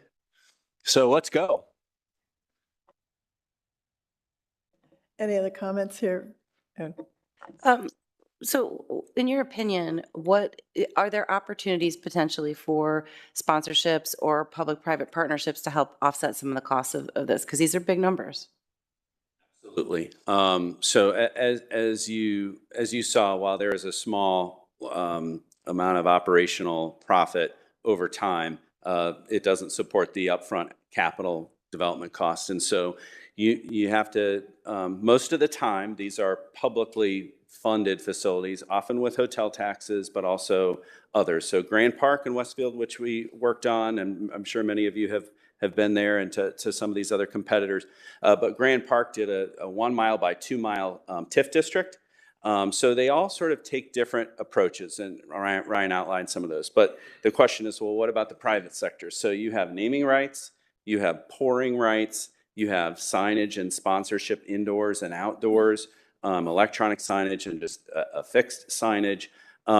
You often will have PT and other related medical leased offices and facilities to fix the people who injure themselves there, as well as other food and beverage outlets and things of that nature. You mentioned the word synergistic. To the extent that any of this can be as walkable as possible to hotels, as we've shown, and retail and restaurants, where you can capture as much of that spending as possible on-site or near on-site, then that helps you capture that impact. Sometimes if you're creating a TIF district or some other district financing mechanism, the more you do that, you're creating your own positive feedback loop. So, but I mentioned sort of most of the main ones. Another one that some of these have used, and Grand Park is another example, but there are plenty out there, are anchor tenants. So if you have very strong organizations locally, whether it's a state, which you do, right? But again, I'll give you another example. The Indiana Soccer Association moved their headquarters to Grand Park as part of their opening. The Indianapolis Colts moved their training camp to Grand Park. They lease out their baseball and softball to the Indiana Bulls travel baseball program, who then takes the risk for all revenues and expenses and pays the city a long-term lease. So there's sort of a guaranteed profit on the ops. For soccer, originally it was the Soccer Association that did that same thing. So the city minimized their operating risk and maxed out, well, over time have maxed out because it went so well the first round of leases. When they renewed, they were able to up their revenues. They still haven't paid back all their bonds. You know, they're still making progress on that, but it's only been open, I think, less than 10 years. So, but there are a variety of options, and that's something that we can certainly, you know, advise on over time if you all decide to move forward. Amy? I just had one question about parking. It looks very underparked, and so I didn't know if you have a section. I'm assuming you have sections in this report about how you're going to accommodate the traffic and the parking. Yeah, I'm sorry, did you say overparked or underparked? Looks underparked. Underparked. No, it's actually got, one of the things we heard when we toured Dory Fields is that parking is typically not a problem there. And so we did add substantially to the parking because we're adding substantially to the program. But I think the diagram as shown has a pretty substantial additional parking and I think is proportional to the fields and courts that are represented there. All right, Kathy? First of all, thank you very much for your work here, very thorough, and I appreciate all the time you spent in the local community talking to residents and sharing examples with us. That's very helpful, so we appreciate that very much. I had, I guess, a bit of a follow-up to Councilmember Keeler's question or comment. In the financial model, sort of two questions. What percentage did you assume would be used by local and or sort of non-fee paying or low fee paying as you did these financial models? And then secondly, sort of what was the overall kind of, and I'm just looking for general, just to understand how you kind of did this. What do I want to say this? Use model, 100% use all the time. I mean, what are the two things that, I mean, because those things are the real issues, you know. When we looked at the field house, it was a real issue. The weekends aren't a problem, right? It's filling it during the week. It's those types of things. So in order to get the models, I'm just sort of understanding just a couple of your overall assumptions and what you've learned from some other folks that are certainly doing these types of things. Thank you.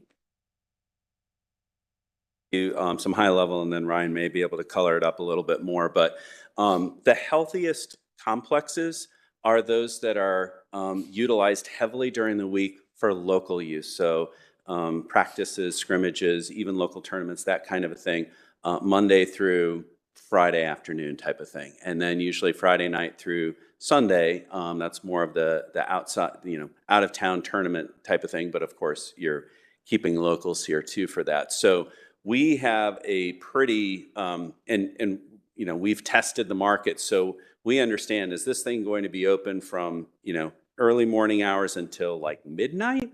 Or are we going to be done at 10? You know, how much, you know, do we need lights? All of that kind of thing. But there's a pretty hefty reliance for financial feasibility on local usage during the week, pretty much from the time school is out, or if it's in the summer, you know, when school's already out, then longer than that. But from the time school's out until pretty late at night, for both indoor and outdoor components. And so we look at those as rental hours. And so that's sort of part and parcel of every healthy facility. Those that are just tournament only don't fare so well. So we want that nice balance of use. Now, again, you talked about low paying or not able to pay. That becomes typically more the purview of Parks and Rec or a policy decision about how much time you want to allot to maybe a non-market use or a lower than market rate for certain types of users and user groups. Now, So what did you assume in that model? There are definitely different assumptions based on different sports, but I would say that primarily the two ways that we come up with assumptions include all of the interview feedback that we gathered. So if there was one thing that I would encourage and point you guys to, as you're looking through the slides in the appendix, are all of the local user groups that we spoke with. For example, when building assumptions for softball and the utilization there, when we were speaking with DYA and some local organizations, they told us that they basically use those fields from the time school is out all the way up until it gets dark out. And if they were able to have these lit facilities, they would be able to grow their organization by X amount of players, and they would be able to go 2 more hours at night, which in turn led us to projecting how many hours over the season that the fields would be utilized, and followed basically the same procedure across all sports. As Rob mentioned, the ability to attract anchor tenants to fill this field space and make sure that it is getting used. We spoke with 2 of the premier soccer organizations that are within the market, one being Club Ohio. That was great in working with us, and they mentioned things along the same lines of, oh, we typically use X amount of hours per week, we practice for X amount of hours per season, but if we were able to have these turf surfaces and these lit surfaces, we could practice for this many more hours a year, and basically boil that down into a utilization rate of all of the assets that we have recommended. We also used a lot of the placer data, which we kind of saved you guys from all the nerdy output. But the placer outputs really help us project the tournament participation and how many people would be coming from out of town, as well as the feedback from these tournament organizers and how often they see visitors from out of town and out of the local market. So I would say that the 2 main inputs for assumptions are that local feedback as well as the placer data. Would you say that the facility was assumed to be fairly maxed out, to answer her big question? Yeah, I think a lot of the data that showed just the lack of space and the frustrations with not being able to get ample court or field time had certainly led it to be utilized a very healthy percentage of the time that it would be open during the weeks. Any other questions? I've got a couple. So first I'd like to address the swim parents. I'm sympathetic for those of you that have kids playing sports that the city doesn't provide terribly significant space for. I've got kids that played golf and kids that played soccer, and in soccer there's much more availability in city-owned facilities, via rental and things like that. And for my son who played golf, there was nothing that the city provided. Although the city owns a golf course, you competed with the open market for tee times, and there's no discounted rates and so on and so forth. So I'm sympathetic, but I want you to hear that not every sport that every kid plays would be represented. There's a whole lot of kids that play sports that are not going to be represented on the facilities that we're contemplating this evening. But one of my questions is directed towards these lit fields. And, my mom always used to say, if you set out to please everybody, you're probably not going to please anybody. And I'm wondering if on these 8 fields, if you could indicate a little bit about how these function, because initially when I read this, the outdoor multi-sport artificial turf fields lit 8, soccer 8, softball and baseball diamonds 8, but I'm realizing now that those 8 are all one and the same. And so there's not, so if you could talk a little bit about how something like that works. And then I would also ask if you had a typical projected cost for what the expense is to turf a field. Go back to the budget slide. Well, I think utilization and how these are utilized was the first question. And it does give you the flexibility to do both. And at some point, one likely becomes stronger than the other. But it does give you that flexibility. And we worked on several studies down in Osceola County and others where there was a lack of space, but there was a demand for both. And so you did these sort of overlay fields. I think if you had your druthers, you'd have 8 of each, right? But you don't have that yet, that space available. And so you have the ability to do both, and then you sort of weigh your pros and cons for each piece of business that comes up. In terms of the cost, I think it's around Yeah. Yeah, about 2 million A per, little over two. yeah, per field for the synthetic. And I would just add that it was pretty evident that soccer is the most popular sport within Dublin, but unable to maximize the number of grass fields that tournament operators would like to see to be able to host things such as State Cup, which has since left Dublin for Cincinnati. Maximizing out the grass fields and supplementing that with more turf fields. We originally had to replace some of the baseball diamonds that are currently located at Dari Fields. So wanted to introduce the ability to use them as baseball fields. So it's not completely taking them out of the equation, but trying to fill in and substitute as much of what would be taken away. Sorry. Okay. Just one quick comment, and I'm sure most people infer this, but the value of a synthetic field is that it doesn't get torn up like the grass field. So everybody loves to play on grass. It's cooler in the summer. Synthetic is hotter, but it gets torn up. And so if you have rugby, if you have football, if you have certain sports, especially, it can tend to really tear up those fields. You have to let them rest, regrow the grass, water them, etc. Whereas with turf, they can take much more of a beating. Also, just length of day. Yes. You can literally go all day on an artificial turf field, whereas a grass field, you can't go sun up to sundown on grass. Without consequences. Yeah. Yeah. So I think we felt those consequences in the current state of Dari Fields, right? That's why, it's part of the reason why we're all here. Well, I'm very supportive of this. Conceptually, I don't know how committed I am to any particular design at this point, but I think conceptually, I think it's important that we continue the conversation and understand the funding models and what would be the appropriate funding models for our community, and getting the upfront costs worked into these paybacks.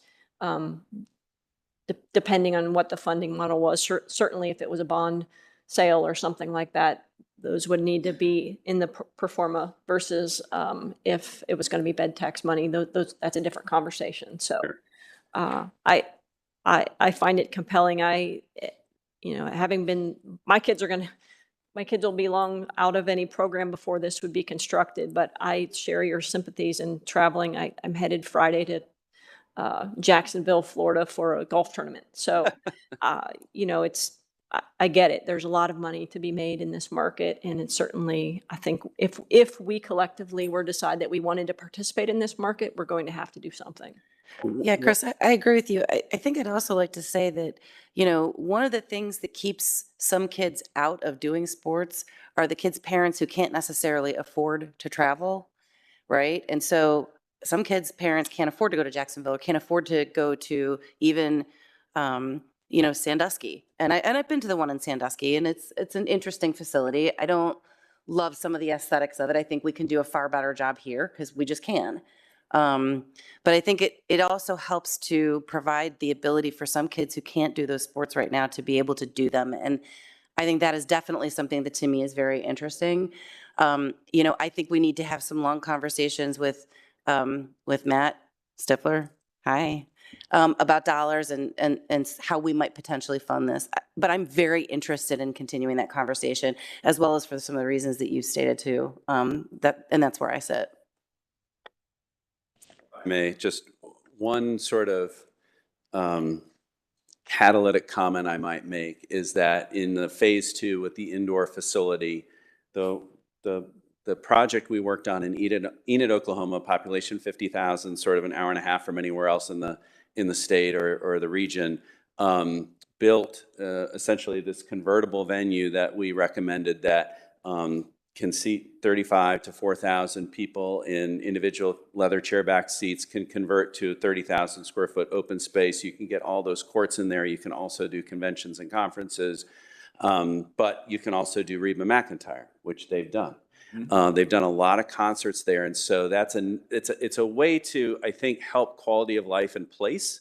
Put yourself on the map even more than you already have done with all your other compelling developments, and just something to sort of go beyond just travel, sport tourism, and think about it as maybe a convertible space that I think could be, we talk about these all the time in our industry, but you don't see a lot of them done. it could really put you on the map. And I think you're the kind of community that could embrace something like that. And it's for the community, but it also brings in tourism from all over the place when you have a ticketed event. So just something to think about. Well, thank you very much. We appreciate it. It's a lot to talk about. Do we have another? Oh, Yeah, I just John, got I'm a quick sorry. question. I was reading your project costs. And I was just wondering if irrigation for your softball fields, your soccer fields, or whether that was under miscellaneous site work and landscaping, because, and I don't know if it does include it, but underneath that particular field, there's a giant aquifer running from Chicago all the way down to Arkansas for free water. So I don't know if that was part of your budgetary analysis or not. Well, the grass fields would certainly want to be irrigated. And, you know, if the water is locally available free, that's great. Didn't know that, so we'd have to factor that in. But the turf fields really only need to be watered down just to keep the, keep the dust down. But that was figured in your per cost field analysis, right? Irrigation.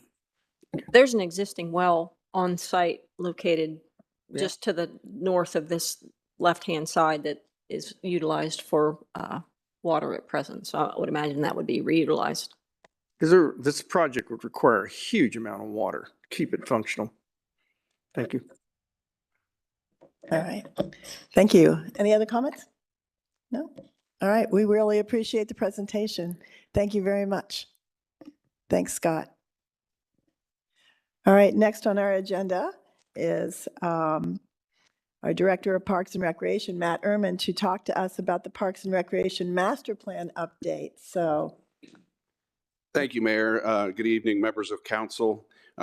Before I get into this, I want to make sure I'm very clear that, what we're providing with you this evening is just an update where we are with the master plan and some of the very, very top kind of information we've received. We're going to spend some time with you on January 17th. You'll be receiving that information for that meeting here shortly. But this evening, I just wanted to make sure that, we're following up with this conversation. So anybody in the audience understands where this master plan is and some of the information that we're learning from it. So with that, I'll just go through this slide deck.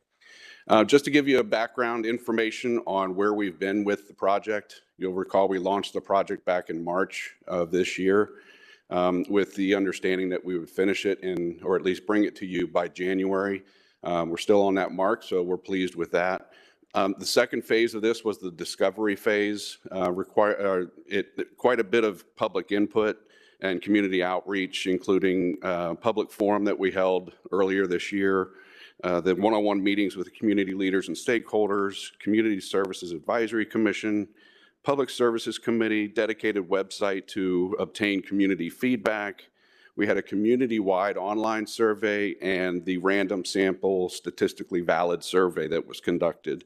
And as Megan mentioned, other information that was the influence in this phase was the community plan, 2035 framework plan, and certainly the Rapid 5 initiative. So the third phase of this is the creation of the plan itself. It's identifying the findings of all of the data and all the public input we've received, and then analyzing that information and drafting an executive summary, which is what we're going to go over with you on the 17th. Pros Consulting will be present at that meeting to present that information to you along with staff, so we're looking forward to a lot of dialogue with that. So the phase 4 and the phase 5 of this is, any future meetings we want to readdress anything, refine anything, and certainly when the city council will be comfortable before we bring the final draft for approval, and that will be at your pleasure. So we'll move forward with that.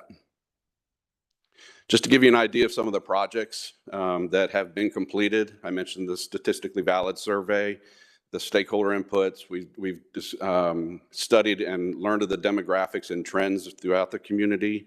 The parks and facility operations review, program services assessment, level of service standards, and needs prioritization. The amount of work behind all of that was tremendous. Data gathering, and then certainly putting it into a puzzle piece to make sure that it all fits in so we can find out what the picture of that actually means. So what's in the progress is certainly we got to take a look at the financial components of what options we might have from a funding standpoint. The development of our capital improvement plan towards whatever those final recommendations would be is another study that needs to be in progress. And then framing out the draft plan itself once we have a chance to meet with you all on the 17th.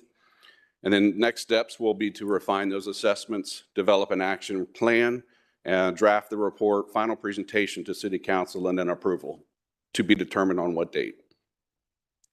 I mentioned the public engagement that we received. We had tremendous input from the public with over 4,400 participations. A lot of that was through the project website that was developed specifically for the project.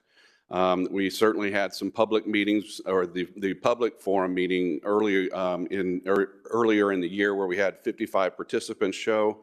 The statistically valid survey, we've gotten 521 responses, which was nearly double what we needed to get for it to be statistically valid. So we're very appreciative of that for everybody's involvement. The online survey, 237 responses, and then certainly all the interviews with the stakeholders and focus groups. Just to give you an example of what we did learn from the statistically valid survey, this is just a snapshot of some of the top priority investments that the public would like to consider. The priority investment rating is basically equally weighing, one, the importance of the project to the residents, and then two, of those amenities, which ones are unmet in your household. So it gives you a better understanding of what those perceived needs are for the community rather than just what would you like to see. So you can see the top 6 here are the aquatics and pool facilities, botanical formal gardens, canoe kayak launch, environmental education, nature center, fitness exercise facilities, and playground equipment. So a lot of this information that we received certainly just deserves a lot of dialogue, as what do these mean and why? Why do we think these were the top? And we'll provide you some of that overview and insight at the next work session. And when it comes to the priority of the program, the recreation programs, you can see the list there from adult sports to aquatics open swim, adult arts, aquatics lap swim, summer camps, preschool youth and teen, fitness for group fitness exercise classes and land fitness, theater presentations, theater camps, fitness, aquatics, meaning the swim team, adult active movement. So you can see a lot of the programs themselves that people would like to see more of. So where we are with the next steps, I mentioned that we will be talking on January 17th. We'll be discussing all of the findings with all of the data collected. We'll talk about the key focus areas that were developed for consideration, those being park land improvement amenities, recreation facilities, program services, operations, and then finance strategies. And then we would like for council's feedback on all of these topics. We'll ask a series of questions along with each of these to have the dialogue for that meeting. And then we'll refine the assessments with the specific recommendations based on your feedback. And then we'll hold any future focus workshops that council feels necessary. And then we will follow up with City Council to review the plan draft and additional comments and edits. And then we will finalize the plan through council's adoption at your pleasure. So with that, I'll be happy to answer any questions. Thank you, Matt. Appreciate it. I do know we have some comments, so we have some folks that want to speak to the Parks Master Plan. So who do we have, Lindsay, first? We have Christopher Elliott. All right. If you'll just say your name and address. Thank you. Good evening, Madam Mayor and honorable council members. My name is Chris Elliott. I live at 5264 Forest Run Drive, and I'm also employed by a Dublin-based company. I'm a parent of a swimmer on the Dublin Sea Dragons, a Dolphin swim team board member, and a USA swimming official for the Ohio Local Swimming Committee. As we've seen tonight, the survey from the Parks and Recreation showed the #1 citizen concern and investment is aquatics. And the Visit Dublin's analysis also showed some unmet need. What I believe that message tonight missed was that not all aquatics are created equal. He mentioned, oh, there's a number of pools around Dublin. Yes, but not all of those pools are 50-meter facilities. Compared to Cincinnati, compared to Northeast Ohio, compared to Indianapolis, Carmel, Indiana, Fishers, Indiana, even Pendleton, Indiana, we do not have the same access as a public to 50-meter pools that those communities do. Currently, the rec center is our only year-round pool space for 3 high schools, plus 300 Sea Dragon swimmers. These are all people, you talk about beds and heads, that are traveling all over the region and not staying here in Dublin. And also that facility, 90% of that space is only going to be used seasonally. An aquatic center is used year-round. So when we talk about tournaments, that we're looking at getting beds and heads, would we want to invest in something that is used year-round? Or would we want to invest in something that is purely seasonal, where only a small percentage of the space is used year-round? So I would recommend expanding that idea to include aquatics as another source of those beds and heads. Now, because our space is limited, we are looking for that increased space, because when we moved to Dublin 7 years ago, as an idea of what we're lacking, it's not just competitive swimming. We tried to find in a USA Swimming accredited program for our son to swim in. There wasn't one available in Dublin. We had to go spend our money in Westerville, where we were traveling to Westerville, eating lunch, eating dinner there, so our son could participate in the events there in Westerville until he had enough ability to swim for Dublin. And so I'm just asking this council that when you enter next week's working session, that you ask the city to take the results of their study, look at this new facility that you all seem incredibly interested in, and make sure that we are considering an aquatic center similar to what communities in Mason, Ohio have done and other cities around the region. And I know some of you have talked with Sea Dragons, you've talked with our high school swimmers. You know how impressive their accomplishments are. We truly do have some phenomenal swimmers here in the city in Dublin. But what they don't have here is that 50-meter pool. And that's the next thing I want to address. Because while, as the former consultant said, there are a lot of pools around, those are 25-yard facilities. And without a 50-meter facility for our swimmers to compete in, which is the distance that Olympics compete in, they're losing a competitive advantage that regions and schools that have those pools have. And so I would ask you to consider that a 50-meter pool would allow us to not only attract those events that need a 50-meter pool, but train these elite athletes in a facility that is worthy of their talents. This additional pool could also not just allow us to train these athletes, but open us up to greater aquatic opportunities that don't currently exist in Dublin.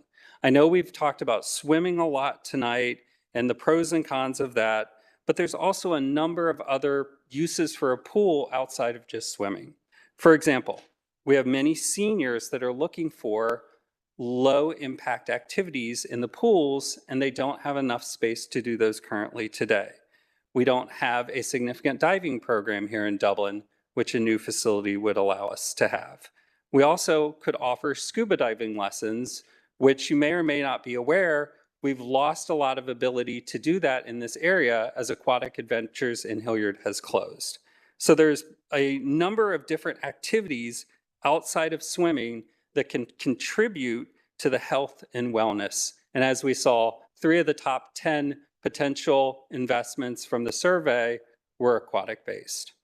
And so I get it. The construction of the new facility may be a significant investment for our community. However, I believe that the long-term benefits of this facility far outweigh the initial cost. In addition to the potential economic benefits of a competitive sports facility, the inclusion of a 50-meter pool would provide us a much-needed resource for our residents and could potentially attract top-level athletes and events to our community.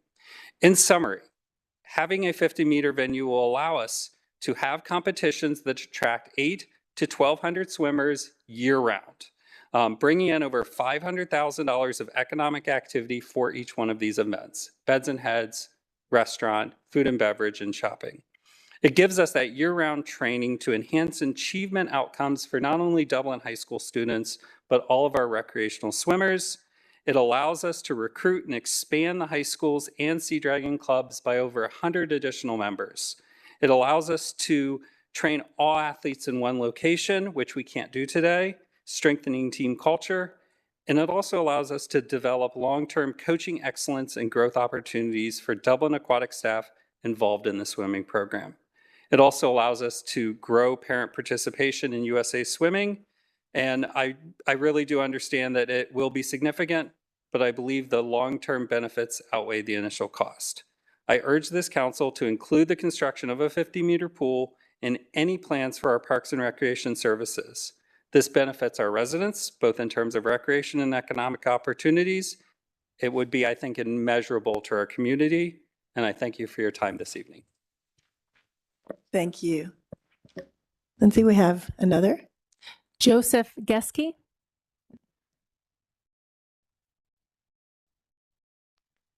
Welcome to council chambers. If you'll just Thank you for name and the address, please. opportunity to speak. Thank you. I'm also, my name is Joe Jeske. I reside at 9314 Tartan Ridge Boulevard in Dublin. And I also am a swim parent as well, although my daughter does not swim for the Sea Dragon. She participates in another swimming organization, but does participate in the summer offerings. Mr. Elliott's comments, I won't refrain from, I will just add on. I would also like to ask whether or not the previous entity asked when they did a statistically valid survey, how many differently abled athletes and parents they interviewed. Because just on our Facebook post today from our noting parents that we were going to be doing this, one parent of a special needs child said they can't participate within the local rec center because there's no space there. And so they are going elsewhere to be able to participate in a sport that has great physical, emotional, and mental well-being as well. In addition, to supplement, there are smaller cities than Dublin. We talked about Mason and all the great press that it received from its aquatic center. Findlay, Ohio, Solon, Ohio, all have 50-meter pools as well with having a smaller population than the city of Dublin has. And so that should not necessarily be a detracting feature. Finally, as to the quality of athletes, I have one level up from officiating from Chris and was in Indianapolis this weekend with my daughter swimming at the IU Natatorium. And Dublin represented itself extremely well, winning several events in a 6-state competition. And you will be seeing potential Olympic athletes potentially training for the Olympics. And we know Abby Steiner's representation was very popular for Dublin. You will see this potentially similar swimmers of caliber coming out of Dublin. And finally, I will say from the CDC, swimming is the fourth popular sport in the United States. Right now, soccer has about 4.4 million youth participants. Swimming has 2.8 million. And so I would say that also the compound annual growth rate, which was not talked about in our last presentation, which I also have concerns having an MBA myself in in how they constructed their survey, is about 5.7%, well over $3.8 billion. So I thank you, the council, for considering this, but from the people that showed up, we will not remain quiet. Thank you. Thank you. We appreciate it. And we love the comments. We do appreciate hearing from everyone because as we make these considerations, all of your opinions and your thoughts are always incorporated. Lindsay, do we have anybody else sign up? Ashley Randolph. All right. Thank you. Just to remind you to state your name and your address. I'll be fast. I know we all want to go home and go to bed soon. Ashley Randolph. I'm at 9219 Golden Rose Way. And I'm kind of going to emulate what Chris and Joe just said. I guess the main separate point I wanted to make is when the rec was originally built, we had one high school, and that was Kaufman. And now we have 3. And I like that they introduced the slides because it provided a lot of information for some of our points too. Just the growth in our city alone and in our high schools. They're going to be expanding, potentially building a fourth high school. So, with 3 high schools at full capacity, there's children on the team that are getting cut from the swim team, not based on talent alone. We have multiple swimmers that can't make the team because they can only allow 12 swimmers on the women's team and on the men's team for each of these high schools, just because of lap lane availability, which is really just a disservice to these children, to their families, and swimming really shouldn't be a sport that you should be getting cut in my opinion. I myself was a Division I collegiate swimmer, so I've got a little bit of passion about the sport, and I have 4 children. So I'm not going to poo-poo on the baseball fields because I have a son that would love those too. So I want it all. But some other points I was going to make is I think the way that the 50-meter pool would serve our community, outside of what Chris and Joe said, is there's also other sports involved other than swimming and leisurely needs too. There's also water polo, which we don't have any programs here for water polo, and it's a 10% increase year to year of the popularity of the sport in both men and women's teams. Worthington has a team. I think UA has a team. I'd also like to point out synchronized swimming is also a fast-growing sport. And being here local in Columbus, Ohio State has the synchronized swimming team has the most national championships of any other team at Ohio State. So I think, we also can grow passion in that.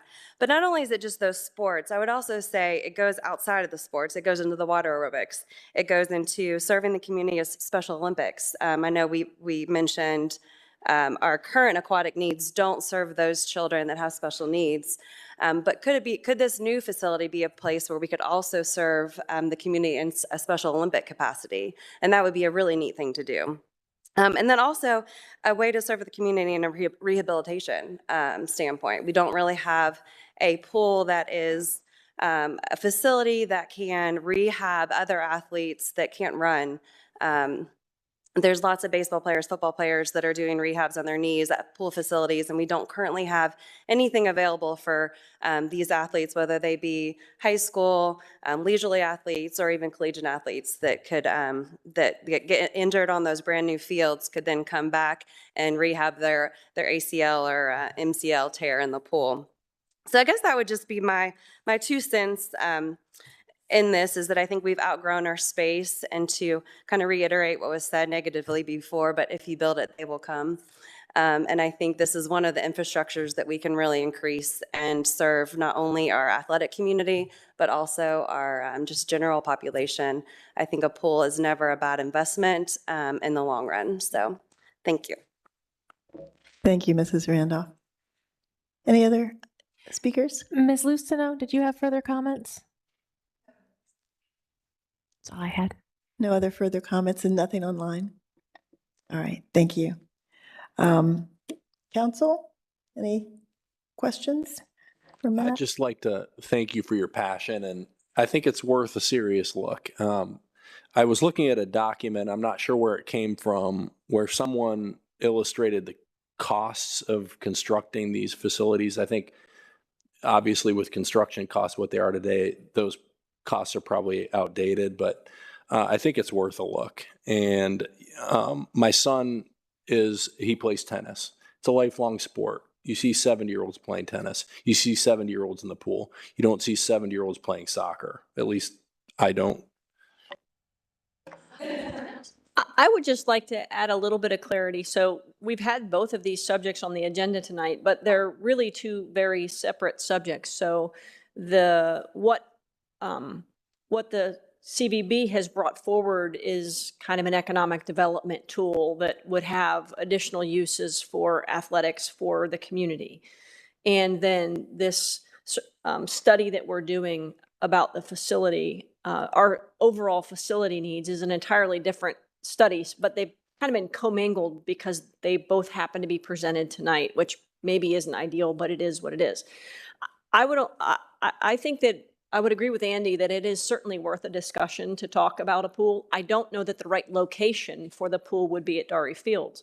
particularly all of you have talked about the school, and that is in fact outside of our school district. It would not make a whole lot of sense for us to locate this facility there because there would be a synergy of types of field sports and court sports that would happen there, and swimming is an entirely different thing. And it likely, I would imagine, Andy, if we continue this conversation, that it would heavily involve the schools.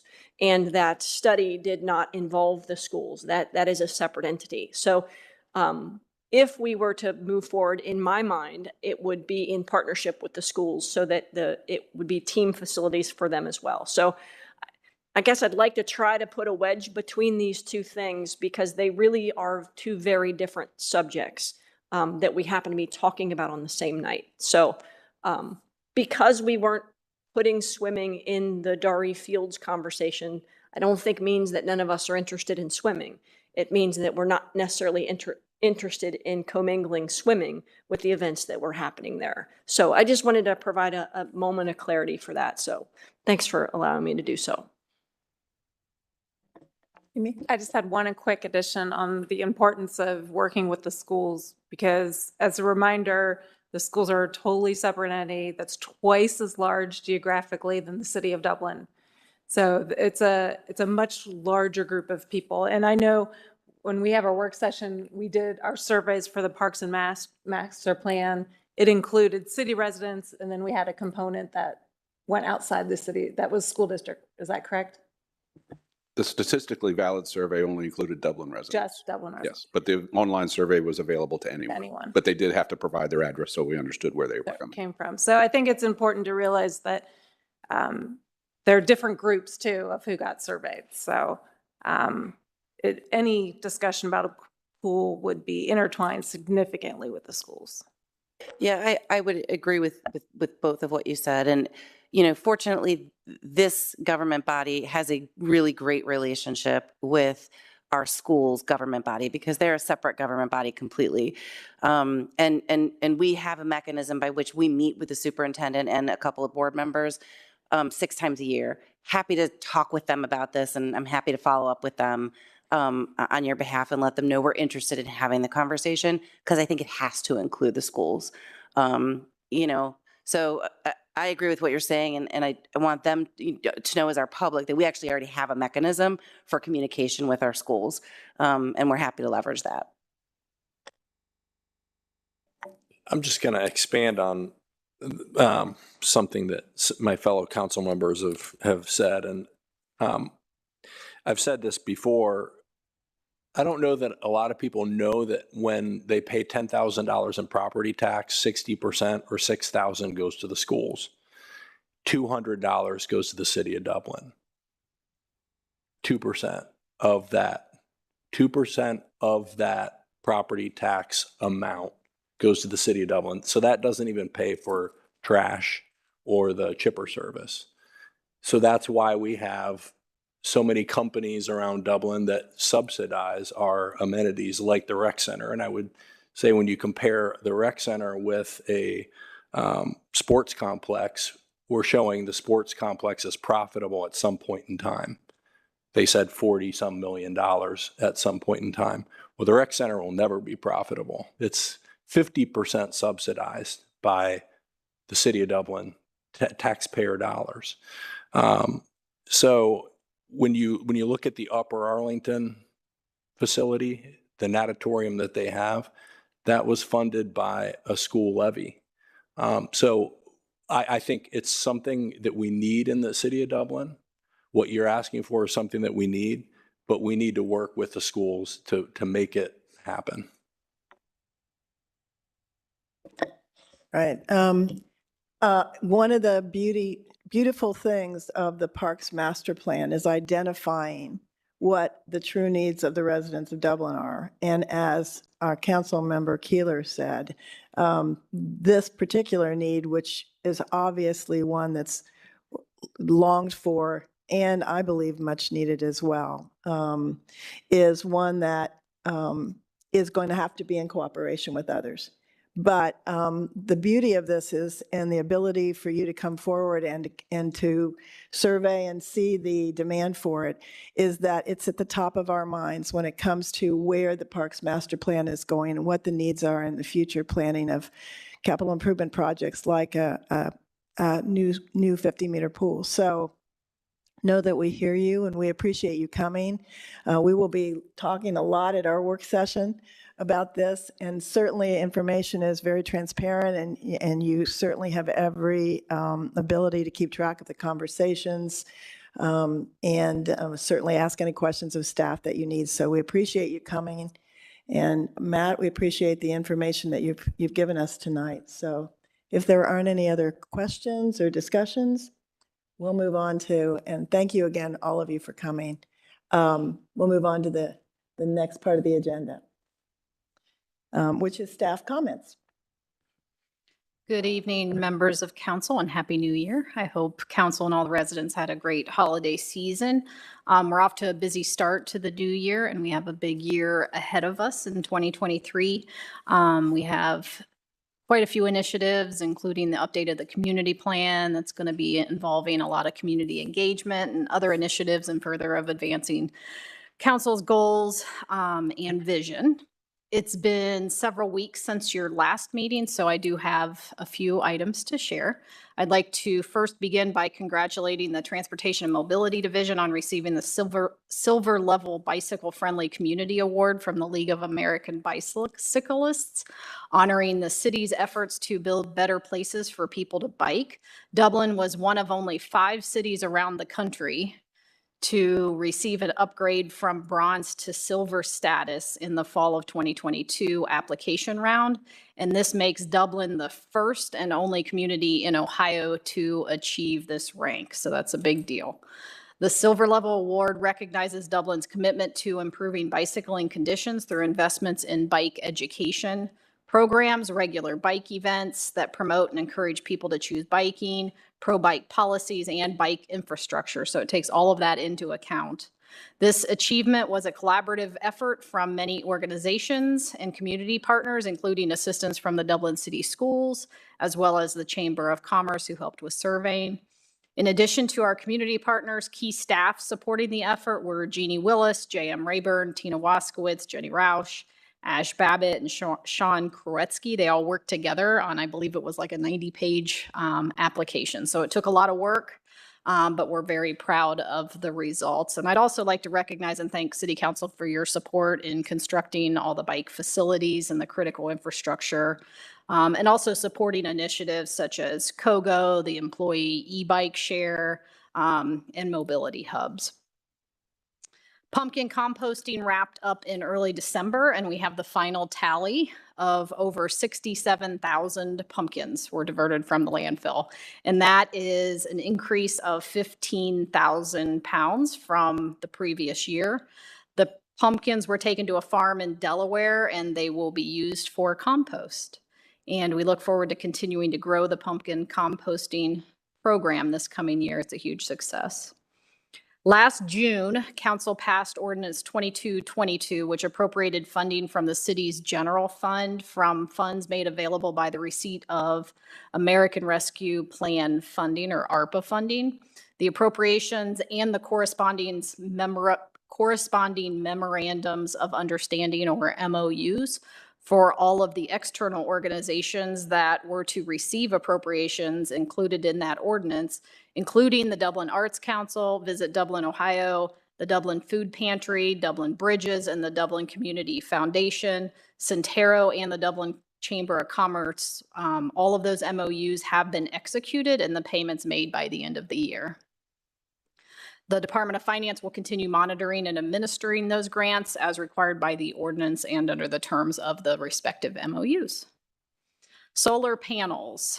So there will be a public meeting regarding renewable energy equipment for solar power this Wednesday, January 11th from 6:30 to 8 in the council chamber. Virtual participation will also be accommodated. Information's on the front of the city's website. The survey's been distributed through the city's communication channels, including social media, e-news. A postcard was mailed to residents. We invite all residents to take the survey and also consider attending Wednesday evening's meeting in person or remotely.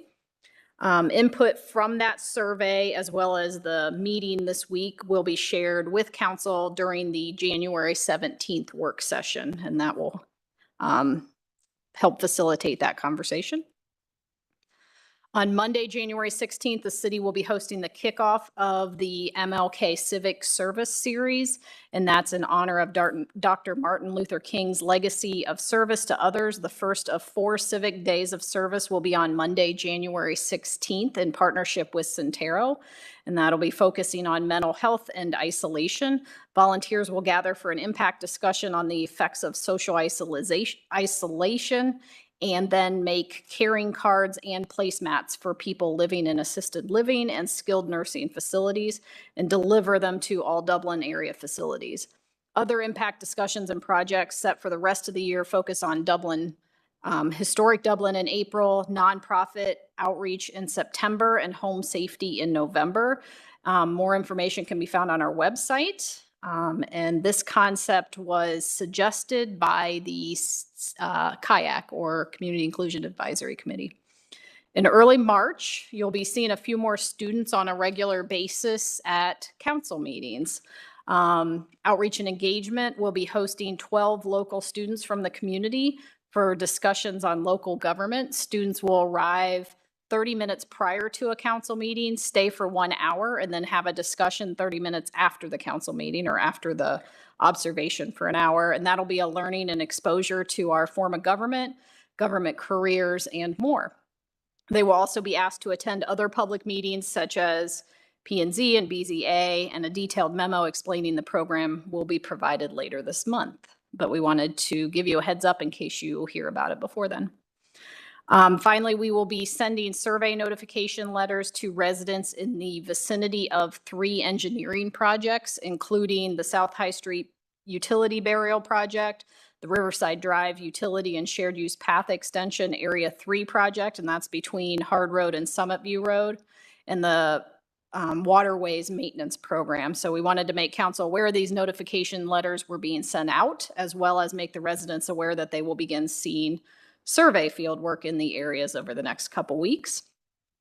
Staff is working with Halcyon Levine for the update to the community plan. They are an internationally recognized planning and design firm located in Chicago, Illinois. They've completed more than 450 plans across the country and have been recognized locally and nationally for their comprehensive plans, as well as their work with ESRI. Staff's working with the consultant on data collection and analysis and background, and also outlining strategies. And a public kickoff meetings and roundtable discussions, including one specifically with City Council, will occur over the next few months.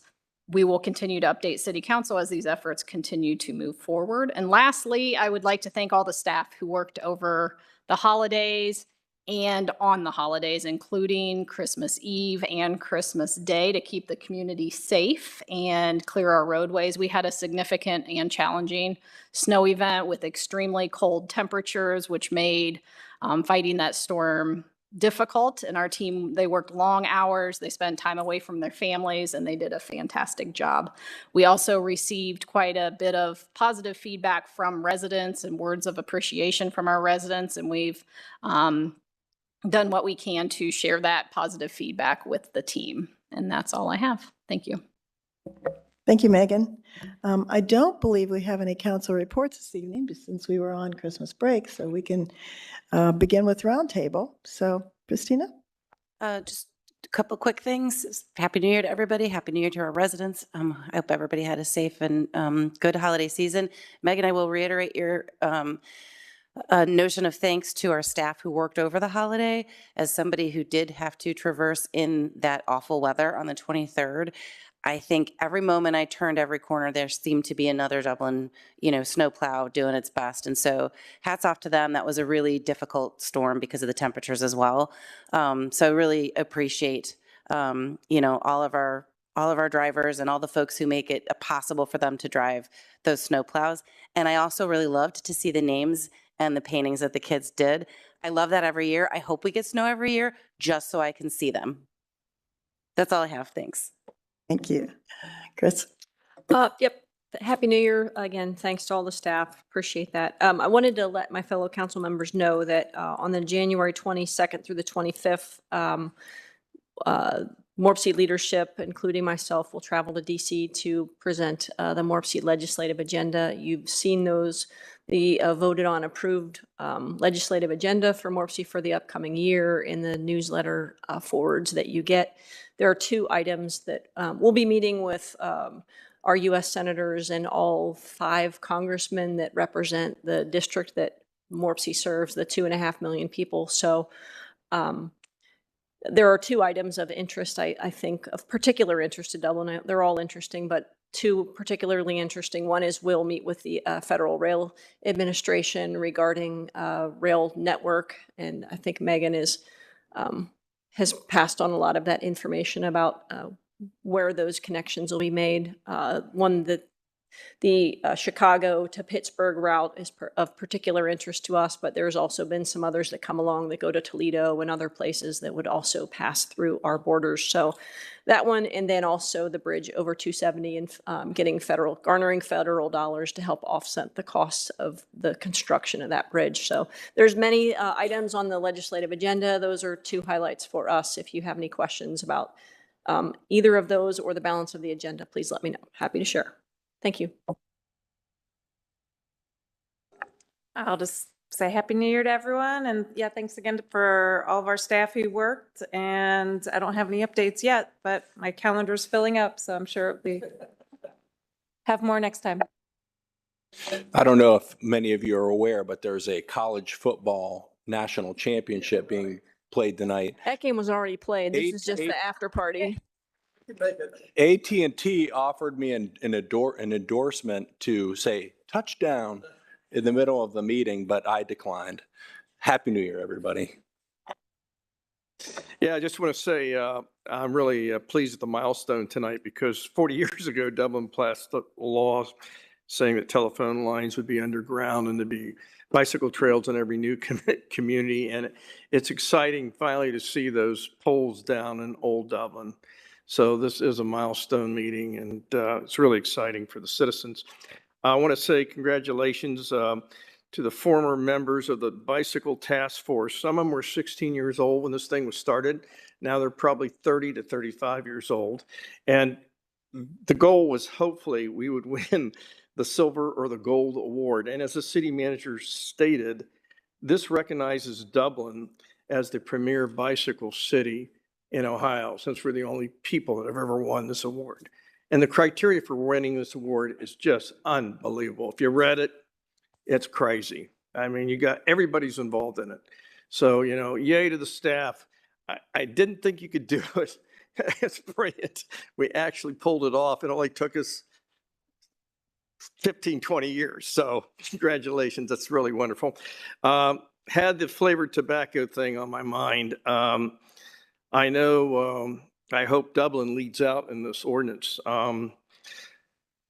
The graph showed youth tobacco going down, and then once the flavored tobacco came in, it started going way up. So I was talking to a waitress, and she said, and maybe some of you are too young to remember this, but when she was waiting tables, there was a cloud of smoke in all the restaurants, 4 feet up, and she had to work in that every night. And back in, there was a big fight over, if you stop smoking in my bar and my restaurant, I'll go out of business. And it got pretty ugly, and there was a lot of lobbying.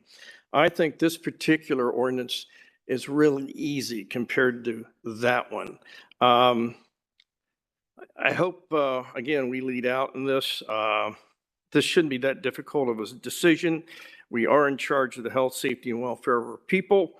And, there's people saying, oh, well, city is overreacting and this kind of thing. And I don't think so. Cancer is an ugly thing. So let's hope we get this passed. I know there's a meeting next February on this issue. So very important. So I hope, again, we take the leadership that we did in the last ordinance and do what's right for our citizens. Thank you.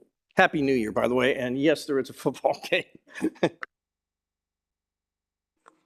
Thank you. I had a couple things. As a bike enthusiast, I'm delighted to see the silver level award, and I congratulate everybody on their work. I think it would be wonderful to be able to reach out, John, to those who originally worked on that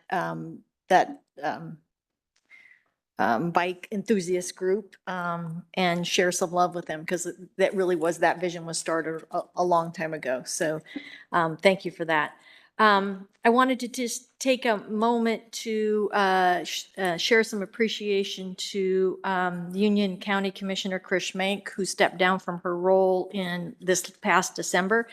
I believe she and her family have already made a move to Colorado to be closer to the kids, but for those in Union County, she served the community well, and I wanted to thank her for her work and her partnership and congratulate her for that. And then the very last thing, and I will be brief, but I did wanted to provide just a little bit of an update. As you know, last year, City Council and the Public Services Committee reviewed a proposal to investigate the feasibility of bringing a holiday market to Dublin and authorized an exploratory trip to visit the best of the holiday markets. So on this past December 6th, Mayor Fox, Allison Leroy, Director of Community Events, Jenny Rouse, Director of Planning, and myself traveled to Germany to do that work. Germany was selected to study as Christmas markets originated in Germany in the 1600s, and most of the holiday markets today worldwide are modeled after the German Christmas markets. So to spice things up tonight, I thought it looks like Ms. Gulliver is going to share with us just a few of what is more than 2,000 images that this group collected on our trip. They're all out there for you to look at, but as I give my remarks, she's going to show you a few pictures. The overarching goal of the evaluation trip was to gather the foundational information required to construct a thorough feasibility study, a study that would determine whether it was viable, what are the community benefits and potential economic impacts of bringing a holiday market to Dublin. As you recall in that work, there were several reasons why we wanted to potentially study that. Was to certainly enhance resident quality of life, generate new economic funding sources, build Dublin's brand, and promote economics, stability, sustainability is just a few of those. Several action items were required to meet our trip's goals, and including those were to visit cities with well-established holiday markets, explore as many different types of markets as possible. There are lots of different types out there.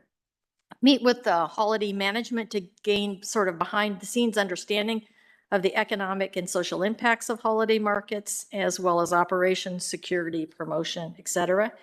To serve the markets at various times of days, and as you'll see, under various kinds of weather as possible. And then certainly to document, are there operational elements that might provide synergies with Dublin's large-scale events like the Irish Festival, St. Paddy's Day, 4th of July, etc. A secondary but important goal was also to take the opportunity to document architectural, transportation, mobility, placemaking, and many of those other types of things that you observe when you visit cities. So the Director of Planning, Jenny Roush, led that work, and she's going to document those findings. The study group visited 22 holiday markets in 5 cities in 5 days. We observed the operation of more than 1,000 vendor stalls and dozens of market attraction events and exhibits. The group began in Frankfurt, then traveled by train to Cologne, Nuremberg, Munich, and finally Salzburg. We had a behind-the-scenes visit with the head of operations at the Nuremberg market, the Christkindl Mart. It's considered to be the oldest and longest running holiday market in Europe, and it originated in 1628. The travel period, just 2 weeks prior to Christmas, was very busy, likely, we think, probably the peak time of holiday markets, providing really the study group the opportunity to really observe markets at their busiest. And while all the European holiday markets were impacted by COVID in 20 and 21, we can attest that the crowds show that they're back in full force. So we really did have an opportunity to do that. Sort of next steps, the study group now is actively pulling together the learnings from the trip and are going to share those with the Public Service Committee later this month and then with full council next month. The study group will provide an analysis of the different types of markets, some recommendations of what type of markets that might serve the Dublin community, and the steps and timelines that we required to deliver to council what it requested, and that is a thorough feasibility study for our consideration. It was a very busy and productive trip, and we look forward to sharing more with you. So that was just a bit of teaser. If you want, we've got 2,000 more of them for you to look at. So we'll be back, and we thank council support and look forward to sharing what we learned. Thank you. Well, we will make this very quick. Just a couple of little updates. On December 15th, I attended the Ohio Mayors Alliance annual year-end meeting downtown. The OMA is a coalition of 30 mayors of the largest cities in Ohio.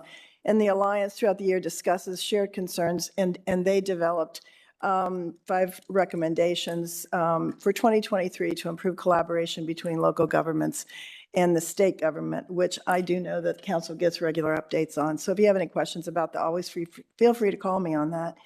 On December 16th, we were asked on really short notice to meet the Indian ambassador to the United States. And I think it was short notice because he heard about the wonderful Indian cultural event on Dublin Link Bridge and was interested in meeting some folks from Dublin. So the Honorable Singh Sanju Ji and the council, and that was the ambassador to the United States, and the Consul General of India in New York, Honorable Randir Jawal, met us downtown with the chief and Rebecca Myers, and we spent just about 10 minutes talking. And they were very interested in cooperation with us and the Indian community here. And they were, like I said, particularly impressed with the celebration on the Dublin Link Bridge. It had heard some very good things about the community's inclusion here and how wonderful that event was.